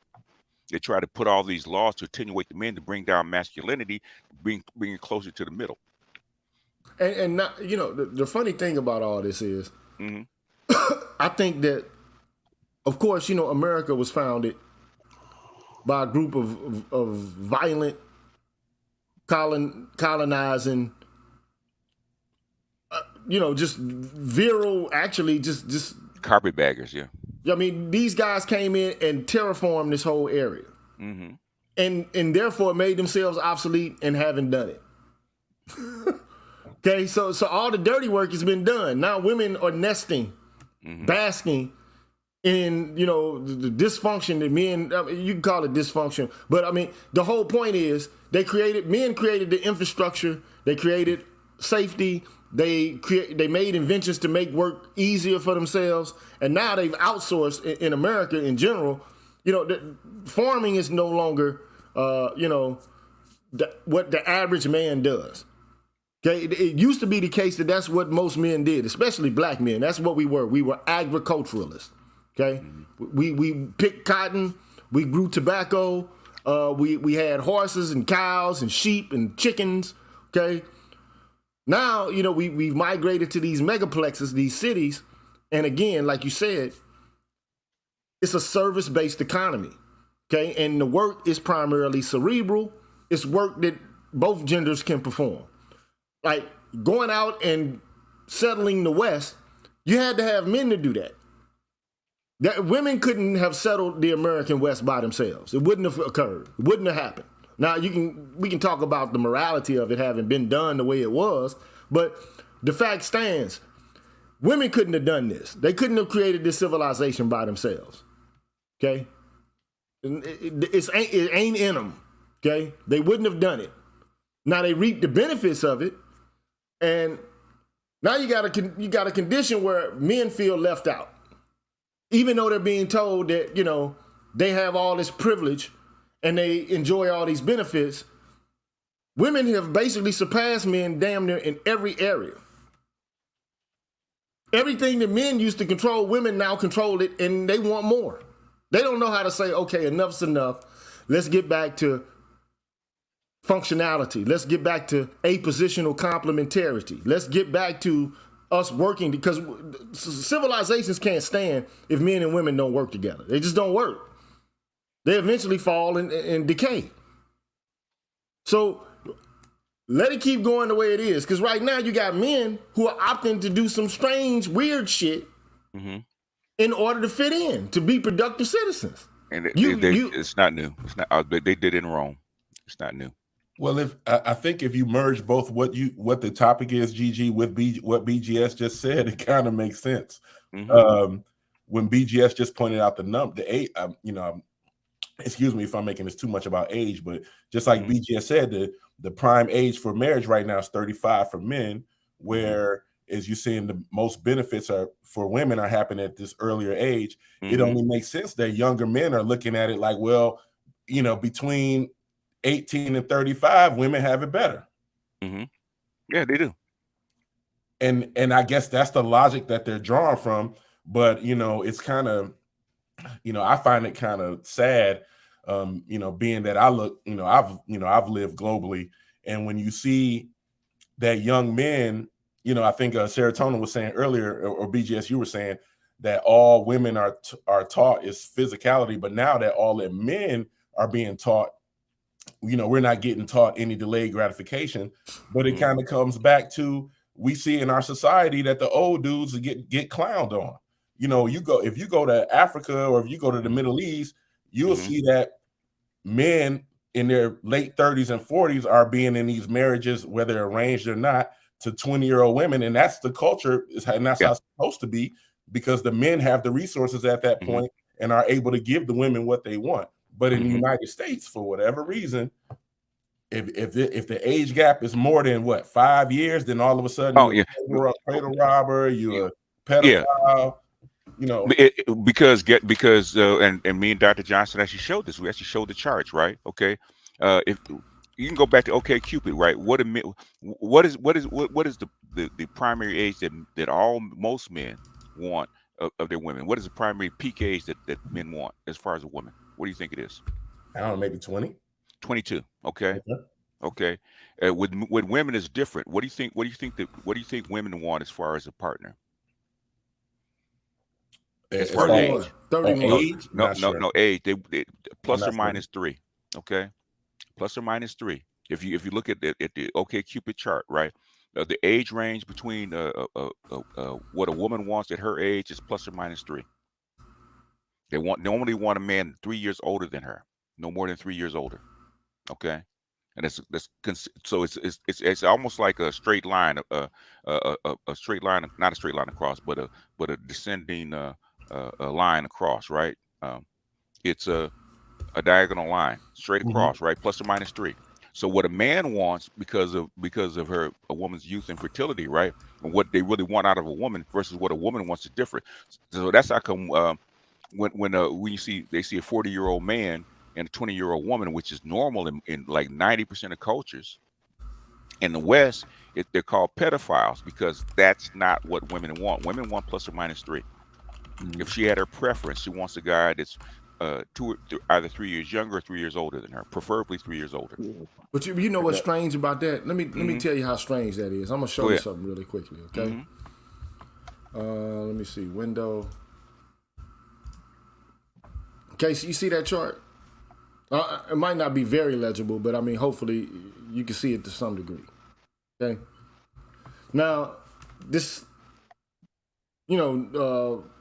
white feminist, her name is Gail Rubin. She came up with this chart, right? And, the whole notion of ageism related to sex, like, it's funny because there's certain things that women want to maintain, and there's certain things they want to discard and they want to reject, okay?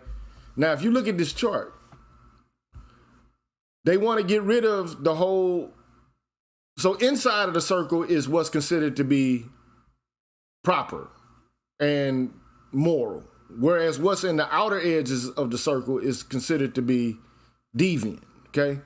So we're at a point, I don't know if you can see me drawing on this at all. You can't see me. But so the if you look at the 12 o'clock position, right? You see heterosexual and homosexual. In Western culture, they pretty much abolished and eradicated the morality and immorality related to heterosexual and homosexual sex. Yeah, that's true. Okay?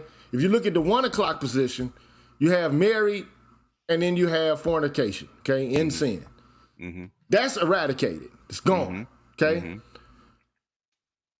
I don't know, at the 2 o'clock position, you got monogamous and promiscuous. I don't know if that's absolutely eradicated yet, but I think that what, women prefer is serial monogamy. Yeah. Well, black women do. White women actually prefer. White women actually prefer what they call polyamory.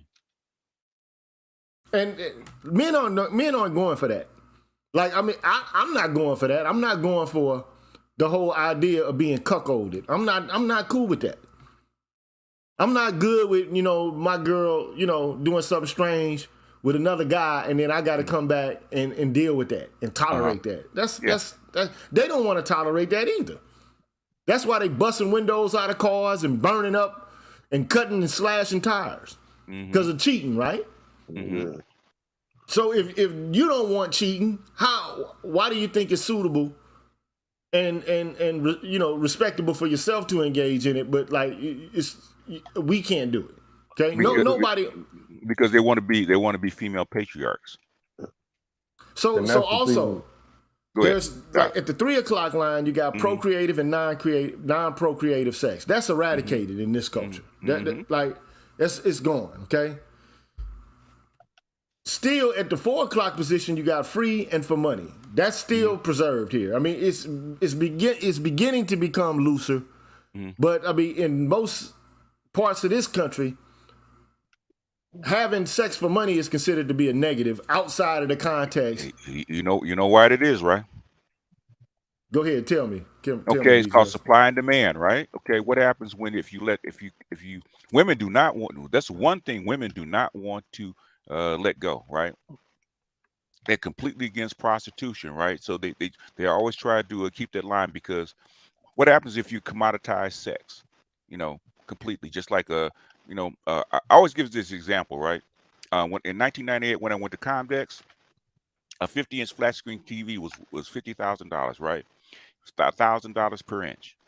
Okay, what is a 50-inch flat screen TV now worth after they commoditize it? $200. So what happens if you commoditize sex? It cheapens the value of it. I mean, it lessens the value of it. And more guys, you wouldn't even have incels anymore. They'll just go pay for it. It'll be cheap. I learned this during the crack era, right, in the 80s, right, when and this is when the average wage was like $4 an hour, right? Okay, or something like that, $4 or $5 an hour. When actually that was less than average wage, right? More than average wage, $5 an hour. Okay, where the price of sex was $30, right? $35, right? Okay, the crack area went down to $5 within a couple years. Okay, it was cheaper. It was cheaper to go buy a chick than it was to date a chick. It was cheaper to go buy her, time and money. Cheaper to go buy her than to date her. Okay, what happens if you commoditize sex? Because really, the last stats I saw on prostitution, there's less than 1 million prostitutes, male and female. Okay, what happens when 10% of the women that are poor become prostitutes? Okay, you talk about 30 million, 15, 20 million women. What happens if you actually increase it by 15-fold? What happens to the price of sex? It'll plummet. It'll go down. And basically, so it'd be cheaper if you just want access to sex. Why would you get married to have a girlfriend? Well, here's the deal, though. I'll put it this way, okay? If all you're looking for is sex, then you wouldn't engage in the traditional forms of marriage, as a lifestyle, okay? If all you want is the gratification of erotic desire, then that's what you're gonna do, okay? Even if you're married, you'll go to a brothel, okay? But people still got married when prostitution was legal because, there is inherent value in family life. There is. If there is protection for both parties, which I don't think exists anymore, and we've been over that, and I'll kind of go over that tomorrow. Yeah, But but they wouldn't maybe use sex as the trump card, would they? Because what do they Yeah. use now as a trump card in this society? Sex. yeah, That's what G was talking about. Yeah, that's what I'm saying. Like the sex is not about the sex for the men. Usually women making men, like most of us, and we spoke, Dr. Curry talks about this, Dr. T talks about this. Most black males were introduced to sex by older black women. And we know one thing about black women is that they value sex very highly. Like that's my experience with them. I don't know if y'all been dealing with them. If it's that's not a trope. I've dealt with a lot of black women. They value Mhm. sex. Yeah, well, And we in the black black women do because we're concubines for them. exactly. So the issue what's going on is now society has lit more and more. This is what I'm seeing. Society is letting more and more restrictions off ADOS males. Is letting the restrictions off, but they're not holding us from leaving no more. We do face job discrimination, but the discrimination is more about pay than actually getting a job now. So now what's happening is brothers start, and then when you talk to women about money, women do not live in the same social society as us. So when you Mhm. have these males that are going and getting college educated, and they're being taught this is what's going on in the real the prominent societies, that your career and all your status, we're just now getting access to that stuff. Our women don't look at status as much as they look at what they can get out of the man. So for another group of women, it's a status symbol being married to a doctor. For black women, it's a status symbol to a point if he got some money. You know what I'm saying? If he has I some think money for her to dispose of, she look, looks at him like they'll talk to men like you and Dr. T like they not nothing and y'all doctors. but Because here's the deal. they're not seeing the social dynamic. They Let don't him they don't let him get in, G. go ahead, Let him get in. brother. Yeah, so here's the deal, right? First of all, I want to shout out to Mr. Heat, man. Give him a shout out.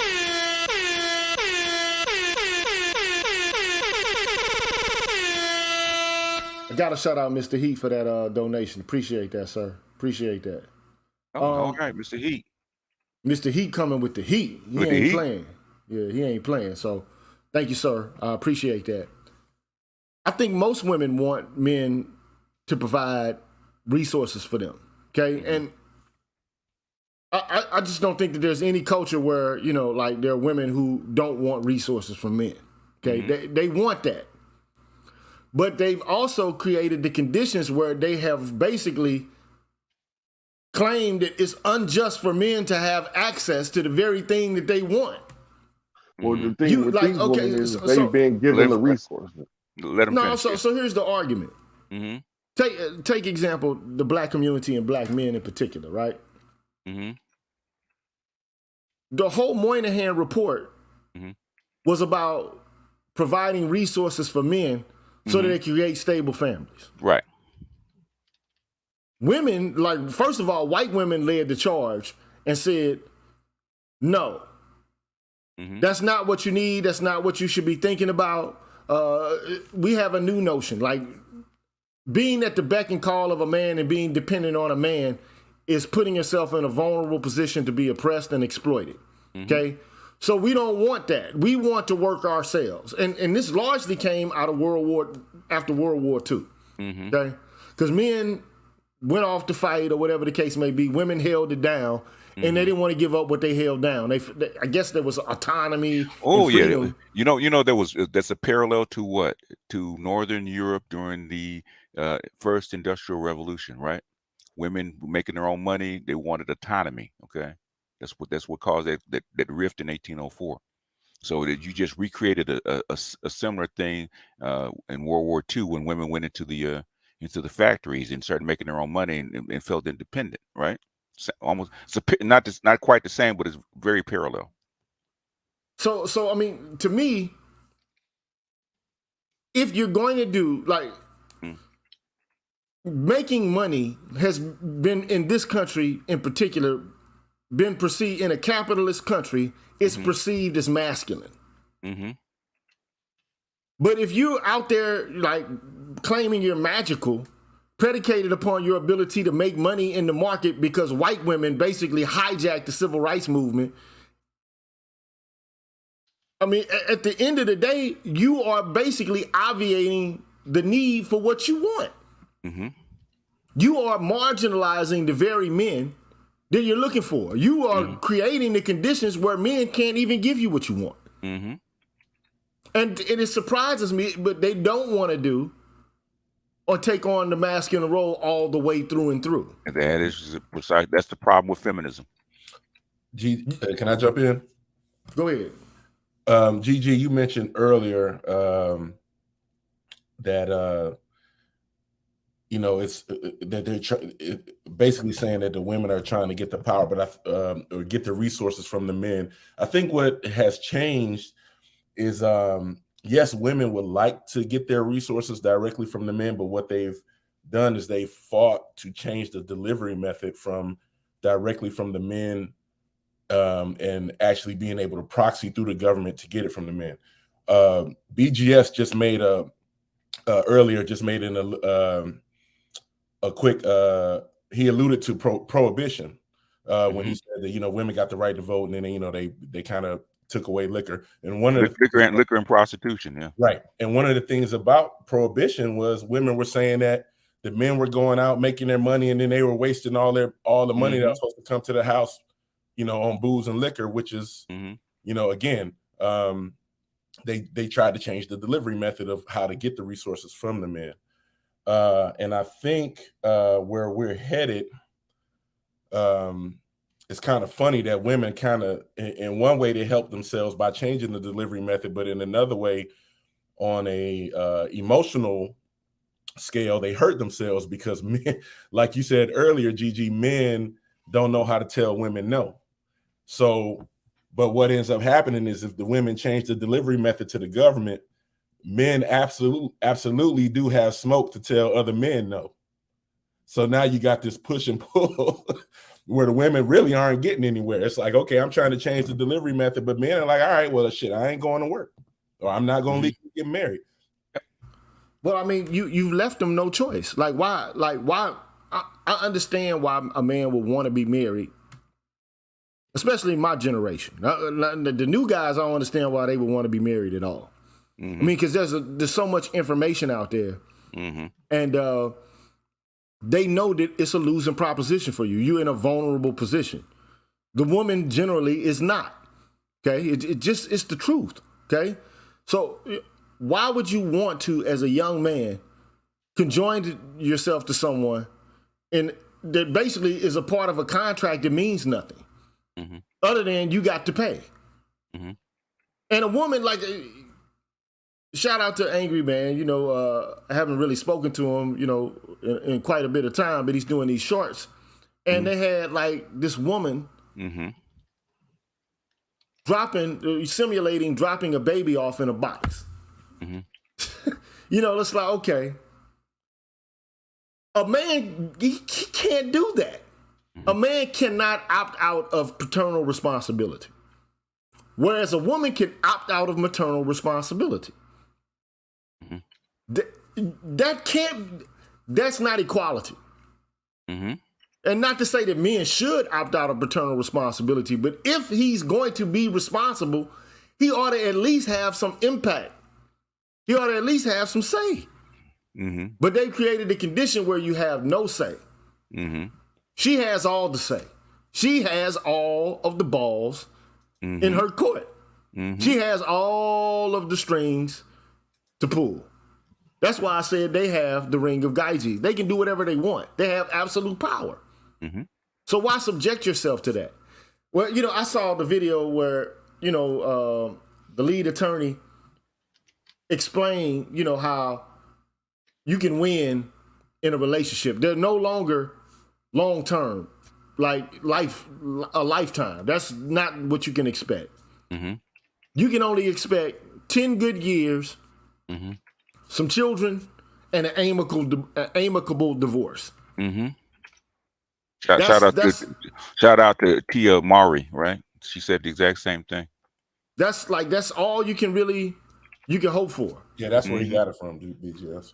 But like men are like, no. Actually, TLA came up with that from being a divorce attorney. It's like a month later, Tia Mari came out and said the exact same thing that he said. Well, yeah, I think, but the video that I think the one that GG is talking about, he made that kind of like right after TikTok. No. I actually heard that live as a live stream. Actually, cut it out and put it up on my channel. Oh, That's, wow. That's the video. Yeah, Mm-hmm. that's the video. So that's why I know exactly where it came from, because I actually was listening to it during a live stream. I actually cut it out of that portion where he actually talked about it and put it up on my channel. Okay, and then Tia Mowry came out like 2 months later, said the exact same thing that he said, because people were actually disputing that she was correct, but that he was correct. But she came out and said the exact same thing about being being a woman, being married for 14 years and coming out with these wonderful children and graduating from her marriage. Yeah. Mm-hmm. Yeah. So I know where it came from, because I actually was the one that put it up. Okay. But go ahead, Doc. Yeah, I mean, the larger point I'm trying to make, without getting into minutia. Oh, go on. Get into the minutia, sir. Please do. I mean, the larger point, and we can get into micro if we want to, but the larger point is, why sign up for misery? Yes. Because going through a divorce, it becomes life-threatening for men. Okay? And women are living their best lives with this situation. Okay, now you can say, okay, well, they lose their sexual marketplace value. You got some 45, 50-year-olds who can still get banged out. It's guys willing to do it.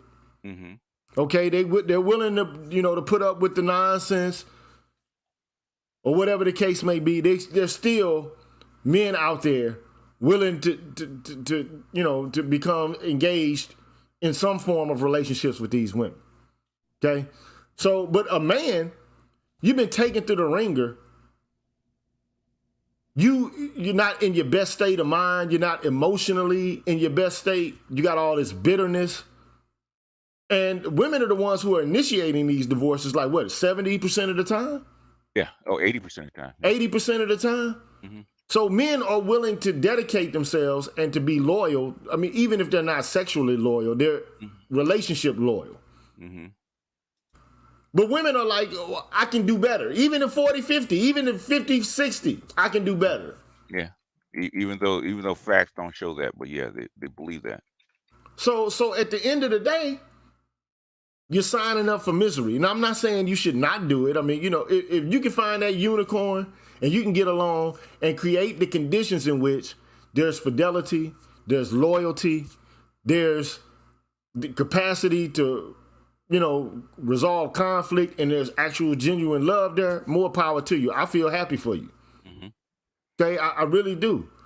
But now I forget. I think you showed a video of a white guy, man, a long time ago, where it says, man, it's just too easy for women to hit the panic button. Yeah, it's just it's too easy for them to hit the red button and to be like, forget it all. Like, there's not much for me to lose here. I got a house. I got a house. I got the children. I got half as well. So, that it's not a loss to me. And plus, I have a whole system to help me with my children and with my finances, with all the kind of stuff that I need. I don't really need a man per se. So, if they have that much power, mm-hmm. and men don't typically have the heart to be like, I'm putting you out and taking your resources. Yeah, they don't now. They don't right now, but it's coming. You better get hardcore. Now, just because, you split up or whatever the case may be, you initiate the divorce and move on, it doesn't necessarily mean you got to be ignorant and mean and vicious to the person you're separating with. But it's difficult because, if you're not on the same accord to split up and separate, it's always going to be bitterness. Okay? I thought you took this oath. Mm-hmm. Outside of a religious context, to me, marriage means nothing. It's a contract based on lies. Yeah. Old outdated precepts and old outdated conditions. Now, if you abide by the contract, mm-hmm. and if there's the case that you find something deeper mm-hmm. and more meaningful, other than just some sort of juvenile concept of happiness and self-satisfaction, then women shouldn't get married either. Like, what's the point? Like, it's all this status nonsense related to marriage. It's got to end because there's something deeper that's missing. Like, the black community has suffered greatly from black men and women not being able to pair up and to go through the rigors of life together. Yeah. The kids are the ones that really actually suffer. And we have a group of children.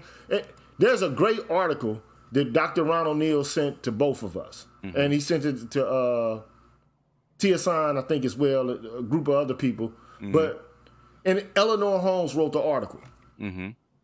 And she's a congresswoman from D.C., representative. And she was talking about, like, the reasons why the family is where it is and like how we suffer because it's the way that it is. And it's primarily because men have been marginalized from the market in a way that women have not. All that happened was white women got all the jobs. They got integrated into all the institutions. And black women, like Jason Whitlock said, they licked their finger, put it in the air, said, we know which way this thing is going. We know which way the wind is blowing. We're following behind them. Now, I mean, you can't really, it's the symptom of something larger. And the sentiment behind it all was to basically obstruct the bill from passing anyway, or for white women to find the opportunity to get what they wanted anyway. Okay? Now, but they're still not happy with the arrangement. That's the funny thing about all this. They're still not satisfied with the arrangement and are still trying to hold on to these traditional notions of what gender is supposed to be about. But when it comes to sex, we can throw all the mores out. But when it comes to me actually being involved with a man, he's got to pay. Or he's got to make more than I make. Or he's got to do certain things, and I do certain things. But hold on, wait a minute. You said this was all equal now. But you'd be hard pressed to find a woman who will say, okay, you know what? This dude ain't making as much money as I am. But still, I want a family. And we're going to have a traditional family structure. I mean, he ain't going to just boss me around, but, when you got two people making decisions, how do you arbitrate the dispute if they got different ideas about what's supposed to happen? Now, if you got three people, that's the easy way to solve that issue, right? Because the second person, the third person becomes the arbiter in the dispute. Whatever the way they go, you can say, okay, that's fair. But when you got two people, and then not only that, now you got a woman who basically has the ball in her court. She's got all the policy and all of the legal system working to help resolve her issues. And that is the third party. So you got a recipe for disaster. And black men don't even know how to deal with this. Like, I mean, we don't have the resources to deal with it. Man, we're out here bad. And any man that's under the illusion that, like him being alpha is somehow gonna, make him impervious to this is delusional. That's the black pill to me. Okay, now I don't know what it is for everybody else. Like, I mean, being able to run whores and stuff like that, that's not black pill to me. But it's the other side of the black pill. You remember, there's a dialectic positive and negative. So Andrew Tate is a representative of the black pill, which is a hedonistic nihilism. Well, to me that's like Friedrich Nietzsche, like the power of the good. The good is what the virtue is what powerful people make it to be. And everybody else complaining or just in a weak, subservient position, and they're envious of the people who have power, and virtue becomes, in essence, a criticism because your life is not as great as the person who's in power. And but rightfully so. We all know that like human beings, just like monkeys, just like the cucumber versus the grape experiment. Oh yeah. Yeah, that was hilarious. Human beings don't like to be treated unequally. If they can help it. Okay? Neither do monkeys. But when it comes, but there's always been a contract between men and women. And women have basically ripped the contract. Like a long time ago, Ron O'Neill, man, tore that paper up and said she broke the contract. Yeah, she did. Yeah, that's true. She broke the contract, but they'll blame you on it. They'll blame you for it. But they won't say anything that they've done to destroy the contract. And they're unhappy with the results. That's the issue. How can you be unhappy with results that you've brought to fruition? Mm-hmm. But, you know, the only reason I brought this chart up was to respond to the idea that there's an issue with cross-generational sex or intercourse. Yeah. Because if you look at this circle, so we've been to 1 to 4, okay? At the 5 o'clock mark, you got couples and alone in groups. Now, today, you got people in sex groups and shit. Right? I'm not saying that's for everybody and everybody does that, but I've seen it. Okay? Groups, like, it's swinging.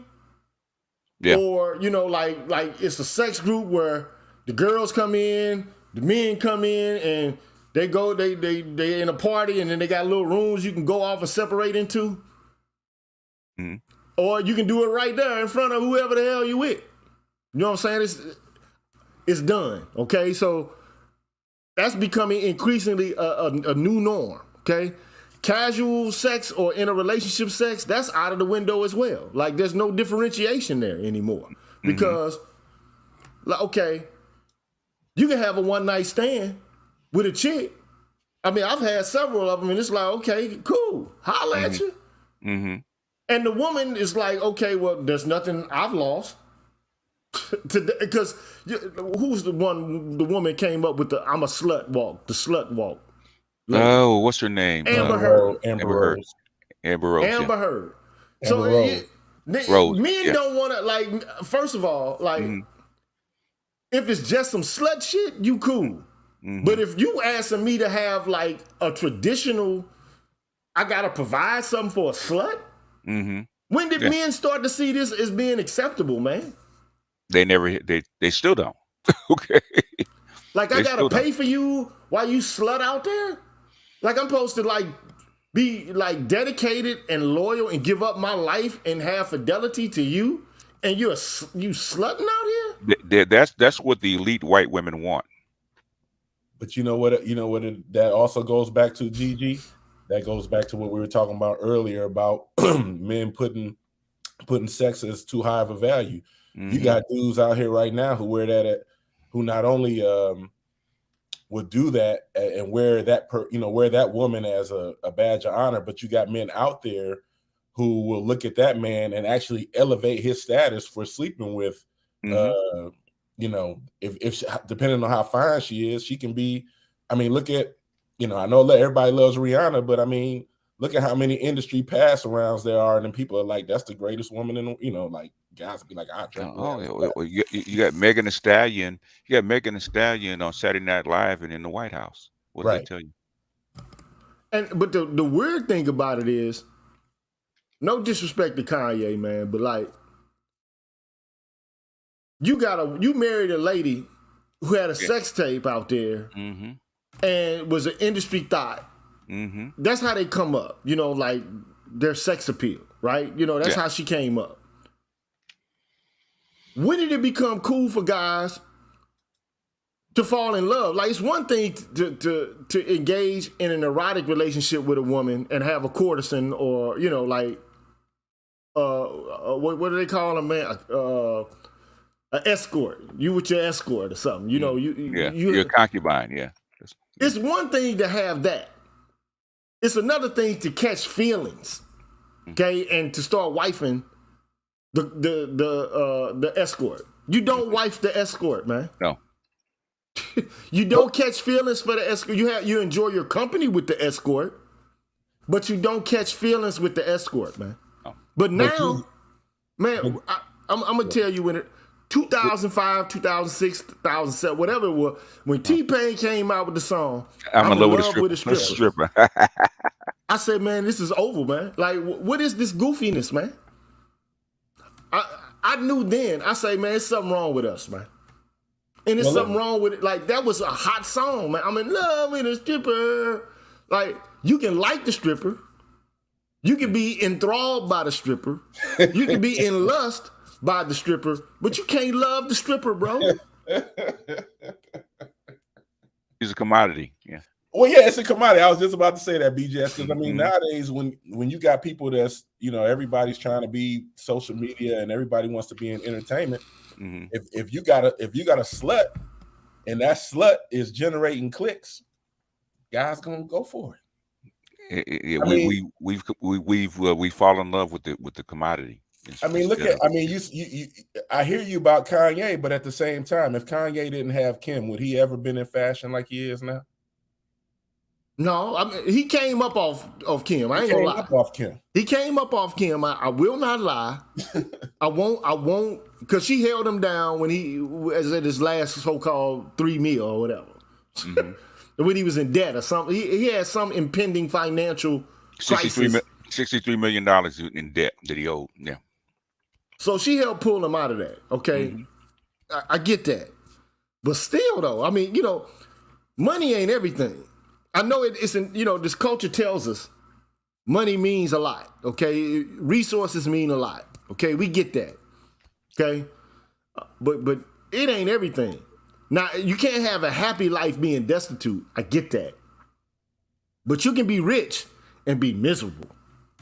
You can have a lot of bread and want to twist yourself, like want it to end, like Whitney Houston, Kurt Cobain. What's the one girl? No. The one woman, little. Amy Winehouse. Amy Winehouse. I mean, it's a lot. Robin Williams. You can have money, fame. What's the word? It's some rap cat that twisted itself. White boy. Real popular white guy that was rapper too. I can't remember his name. But money by itself, like it ain't all. Cause now he knows. Cause now your wife out here, she back on the carousel. Yeah. She backed because it was always her business. Kanye sold his soul. It is what it is. And no man likes to have, like, especially if he still love the chick. That was his wife. That was his main thing. That was somebody he put effort and energy into being a member of his family. Yeah. No man is going to be happy, especially if she's the one that initiated the separation. Mm-hmm. A man is not going to be happy with his wife getting banged out and she publicly parading the shit out like, oh, I moved on, I'm so happy. Mm-hmm. Yeah. But I mean, you have a lot of guys that, I mean, it kind of ties into the glamorization of the dope boy lifestyle, though, too. I mean, it does. Being in love with a stripper. Yeah. You got to look at, the whole Gucci Mane, Keisha Kaur dynamic, right? If you got somebody who's a street dude and a stripper is the perfect compliment to you. She can wash your money. She works in the cash business. You can put your shit in put all your shit in her name. She'll hold you down in jail. Now when she's at work, she might be doing something strange for some change in the VIP. But ultimately, a lot of these guys, man, they not in love with these women. They're in love with the life. And they would rather have a stripper who can afford them to drive a Mercedes while he run the streets than have a regular 9-to-5 girl who might have bad credit, who might have some student loan debt. That's a drag on the dude that's working with fast money. It's kind of, that kind of ties all the way back to going back to the Pookie. What is a Pookie? Is a Pookie really a scrum? Is it really sexual access, or is it somebody who's just not forward thinking? Yeah, so I want to thank Cameron S for his donation. He says, never loved the 304s. You poison the dating pool. Ill will when you do. Honor and bed wenches don't. That's what I said. That's pretty much, the gist of what I said. 304s don't get rings, they catch wood, and a number 3 off the value meal. Look, so there used to be a hierarchy of honor amongst women in relation to, their sexual activity. Mm-hmm. Yeah. And there used to be value related to chastity for women. And there's a reason for it. I mean, a biological reason is like, okay, a woman can potentially, be, impregnated by how many different dudes you don't know. Yeah. Predicated upon, the time of her sexual activity with multiple men. But like a dude, if he's going to invest his energy into supporting, you know, a woman during that crucial time, he wants to know that that kid is his. Mm-hmm. Otherwise, what's the point? Man, it's tragic to see stories where you got guys, man, who are supporting kids for 10, 15 years, 20 years till they're grown, and then find out that's not even my kid. Yeah, that is in society that would she gets stoned for that in society. Well, in ancient, you go back to like, you know, ancient Hebrew culture, man. It's like, that's a no-no, man. It's a no-no. You get stoned for that, yeah. Or, you know, Islamic culture, oh no, no way. That's not going down. You get stoned for less than that. Yeah, that's true. But a man will get stoned for committing adultery as well. Yeah. But I mean, prostitution has always been around. It's a difference between, you know, one could argue. I mean, people always break rules and things of this nature. But I mean, the whole point is, it's different for a man than for a woman. You got to admit that. Okay. You just like, say for example, you're a 35-year-old man in ancient Rome and you're a Hebrew, and you married a 16-year-old chick, and then she out screwing your son, you know, screwing your brothers and all. That's a no-no. That's automatic death sentence right there. It's automatic. Yeah. But today, it's like you can do whatever you want to do. But I mean, men have accepted cuckoldry in this country, man. Yeah. It's the fact. They haven't accepted it. They have been socialized and they've been brainwashed into accepting cuckoldry. If you look at the feminist doctrine, basically this is their place. Okay. In other words, if women of power have always had options to have outside women, right? And so women of power want the same option. So, but they have to socialize the men to accepting that option. Yeah, that so polyandry. Go ahead. Yeah, so you know, my view on it is, Mm-hmm. and that goes, but here's the thing. So I'm gonna move past the 7:00 mark and go straight to the 8 in the park at home. I mean, you know, like having sex in public places is still seen as obscene. Mm-hmm. So I don't think that's a goal. But like, nobody will say if a man and woman. See, this is gay sex, actually, to be perfectly honest. Like, because that's where gay people used to have sex. That's true. In the parks, in bathroom parks. Yeah. So that's why that's there in general. Okay. Mm-hmm. But typically, like if you sneak off with your girl in the bushes or something like that, nobody's gonna be like, oh well, if you don't get caught, no, so what? Mm-hmm. Okay. Pornography, no pornography. Man, this is a porn-heavy culture. Mm-hmm. So that's done away with. With manufactured objects, body only, that's done away with. Because women got dildos and everything. Okay? Sadomasochism and vanilla. That means dominatrices and all of that. Mm-hmm. I'm not into that because I'm not gonna, you know, I'm not gonna want a woman to spank me. I'm just not into that. Okay?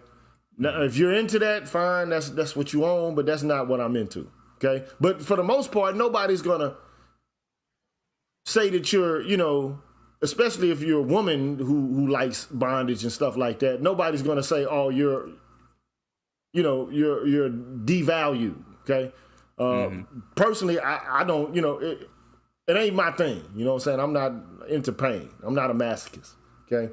But one thing that has not been able to be budged is cross-generational sex, man.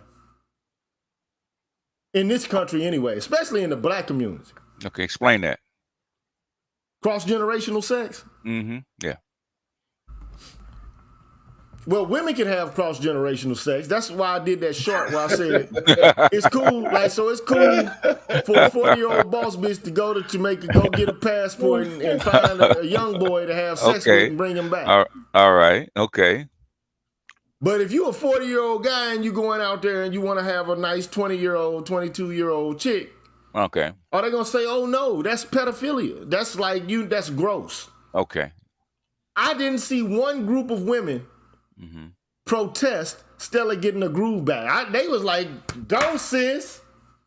Get your your back blown out.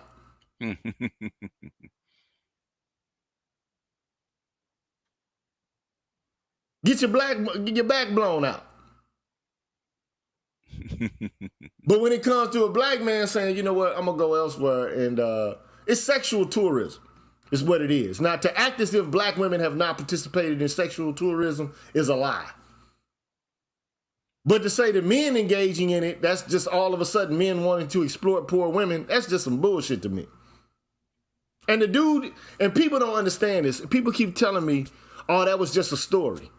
That was a story based loosely on Terry McMillan's own life. How Stella got her groove back. She's talking about herself, how Terry got her groove back. Mm-hmm. And unfortunately for Terry, the 20-year-old boy that she selected turned out to be a little sweet. Mm-hmm. Yeah, and he used her. All the things that like they charged the passport bros for, you just getting used. Yeah. She got used. Yeah. He got a ticket over to America. Now he probably getting his back blown out like he want to. Mm-hmm. So, at the end of the day, I'm like, well, why is there a problem? And we also know that, like, when it comes to sexual debut for black boys, it's the highest. They have the highest, the earliest. Yeah, yeah. Well, Gigi, it's disingenuous for women to do that because the same behavior happens here.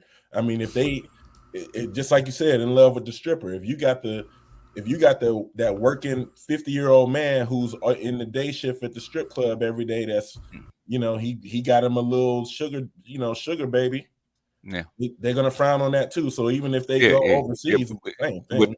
But the thing is, they might have no problem with Jody and Baby Boy, right? Where women are taking care of the man. Yeah, they ain't no problem with that. In the black community, in the white community, they would have been frowned upon. In the black community, it's normal. So look, I just want to respond to Kiss by the Sun. Look, at the end of the day, she say we bugging because nobody's. There's the link, baby. Kiss by the Sun. Yeah, the link is here. Let me put the link for her. Yeah, link is there. You want to come back? Come on up. Because at the end of the day, let me hide the charm. Kiss by the Sun. We know who you are, so go on and come on up. So look, I'm just responding. I'm just repeating what women have said. Mm-hmm. Yeah. They're like, oh, you. Why you want some young woman, the girl your daughter age, and all this kind of shit? Yeah. That's what I've heard. That's what look at the comments and you'll see that. Mm-hmm. Like even to the video I did with Stella. You'll see comments like, well, she's too young. These women are 20-year-olds too young for a 35, 40-year-old guy. Why? Yeah. Ask them why. Well, they said that's cross-generational. Mm-hmm. But I mean, if you look at this, that's why I put this chart up here. Basically, remember Vector, I was telling you what do women want as far as mating, ±3, right? Yeah, but if the woman on the other side wants the older man, then why is it a problem for another woman? That's the question I have. And in other words, they want this. Black women are actually upside down for the most part, right? And white women are starting to adopt the same thing, right? They don't really want that young guy for mating. They don't want to keep him around, but they want to slut him out, just like they think men are doing to younger women. Yeah. You're not gonna. Very seldom you're gonna see a older woman like that marry or adopt or marry a younger guy that's 20 years younger. She's not gonna do that. But will she have sex with him? Sure. And they've been having sex with younger guys. You have older women that are in their 40s having sex with the teenage boys. Well, I mean, BGS, I think you and I have actually talked about this previously when I was telling you about going out down to Kenya. I mean, you go over to Mombasa. And you go down to the beach. On one side of the beach, you got the 60-year-old, the 60-year-old German guy with the 20-year-old Kenyan girl, and on the other side of the beach, you got the 60-year-old woman from Ukraine. Yeah, with the young Kenyan man. I mean, it's not like older women don't do. They do it all over the world. They do it, but that's sexual tourism. That is. They're buying people. They're buying objects. They're not really, that's not for mating and dating. Right. Okay. If an old 50-year-old guy gets a 20-year-old hooker, nobody's gonna say anything. If you date her and marry her and accept her as a wife or a mate, that's different. Women don't like that. But go And ahead, Gigi. the question is why. I mean, like Yeah, you know what we why. know. You know why? Yeah, so like my man Reyes say, says Clint Eastwood say, if I buy a dog, I don't want an old hounder. And look, I've always been in the opinion, man. Like, I know many women, man, like who I'm friends with, and I was, dating their friends, Mm-hmm. and I'm selective, man. Like, just because you there and you got a vagina, don't mean I'm gonna hit it. Yeah. Like, I mean, I don't understand how women think that they all get select just because they there. Like, no, that's not how I get down. Like, I've had women like treat me like the professor. What's the name of that movie with Monique, the TV show, where the Parkers and shit. Yeah. I'm like, man, no. You know what I'm saying? No, I don't want you, lady. I'm not dealing with you, lady. I don't prefer to fuck with you. I just don't want to. There's something about you that's off to me. And it ain't necessarily they been fat either. You know what I'm saying? I mean, some of them been like pretty, but it's like I don't feel nothing with you. And I ain't like trying to have a relationship or nothing. I just don't even feel like erotic with you. I just don't feel it. So no, I'll pass on that and go to something else. Like women feel like they have like the capacity. Most of them do, I guess. I just ain't that horny, man. That's it right there. They think all the men horny, and they really think we not getting laid. just like the dudes who say all, like we talked about early, at the beginning of the show. When with the other brother, I was telling him, I don't think it's a lack of sexual access, but everybody else thinks it's a lack of sexual access. They don't actually know that. Brothers, man, it ain't a lack of sexual access out here. I think either one, guys are shooting out of their league, or they have a lack of confidence. It's like, man, and then also, they live in a world where women, for the most part, especially young women, they get to choose who they're gonna consort with, who they're gonna have sex with. It just is what it is. You can't force women to do what they don't want to do. You can't. And I'm not an advocate of men forcing themselves into positions where they can't do what they. If it ain't natural, if it don't fit, don't force it. Yeah, you feel me? So anyway, man, look, BGS done burned out, so I'm about to burn out too, man. I've been on here for down there 3 hours. Why do my streams always last 3 hours, 2 hours plus? I don't know, but I'm glad to have had the conversation, and I'm glad to be back. I wanted to have some. Having me up, Gigi. I appreciate you having me up. Oh, for sure, man. All right, I'm out. Yeah, for sure. So I'll holler at you later, my dude. So yeah, look, if you find yourself in a position, man, where you're not having a lot of luck with the ladies, man, don't go to. I can't tell you what to do, but like this whole transmaxxing thing, man, that's crazy, man. That's crazy to me, man. But increasingly, this society, man, is trying to feminize men. It's gotten to the point where guys, feel like the only option for them is to engage in, irreversible surgery so that they can actually, fit into the culture. And that's sad. Because it didn't used to be that way, but it is that way now. So, and Kissed by the Sun, I ain't killing nothing. I ain't gonna let nothing die. You know what I'm saying? But at the end of the day, I'm not rushing in. I ain't doing Captain Saving. I'm gonna mind my business.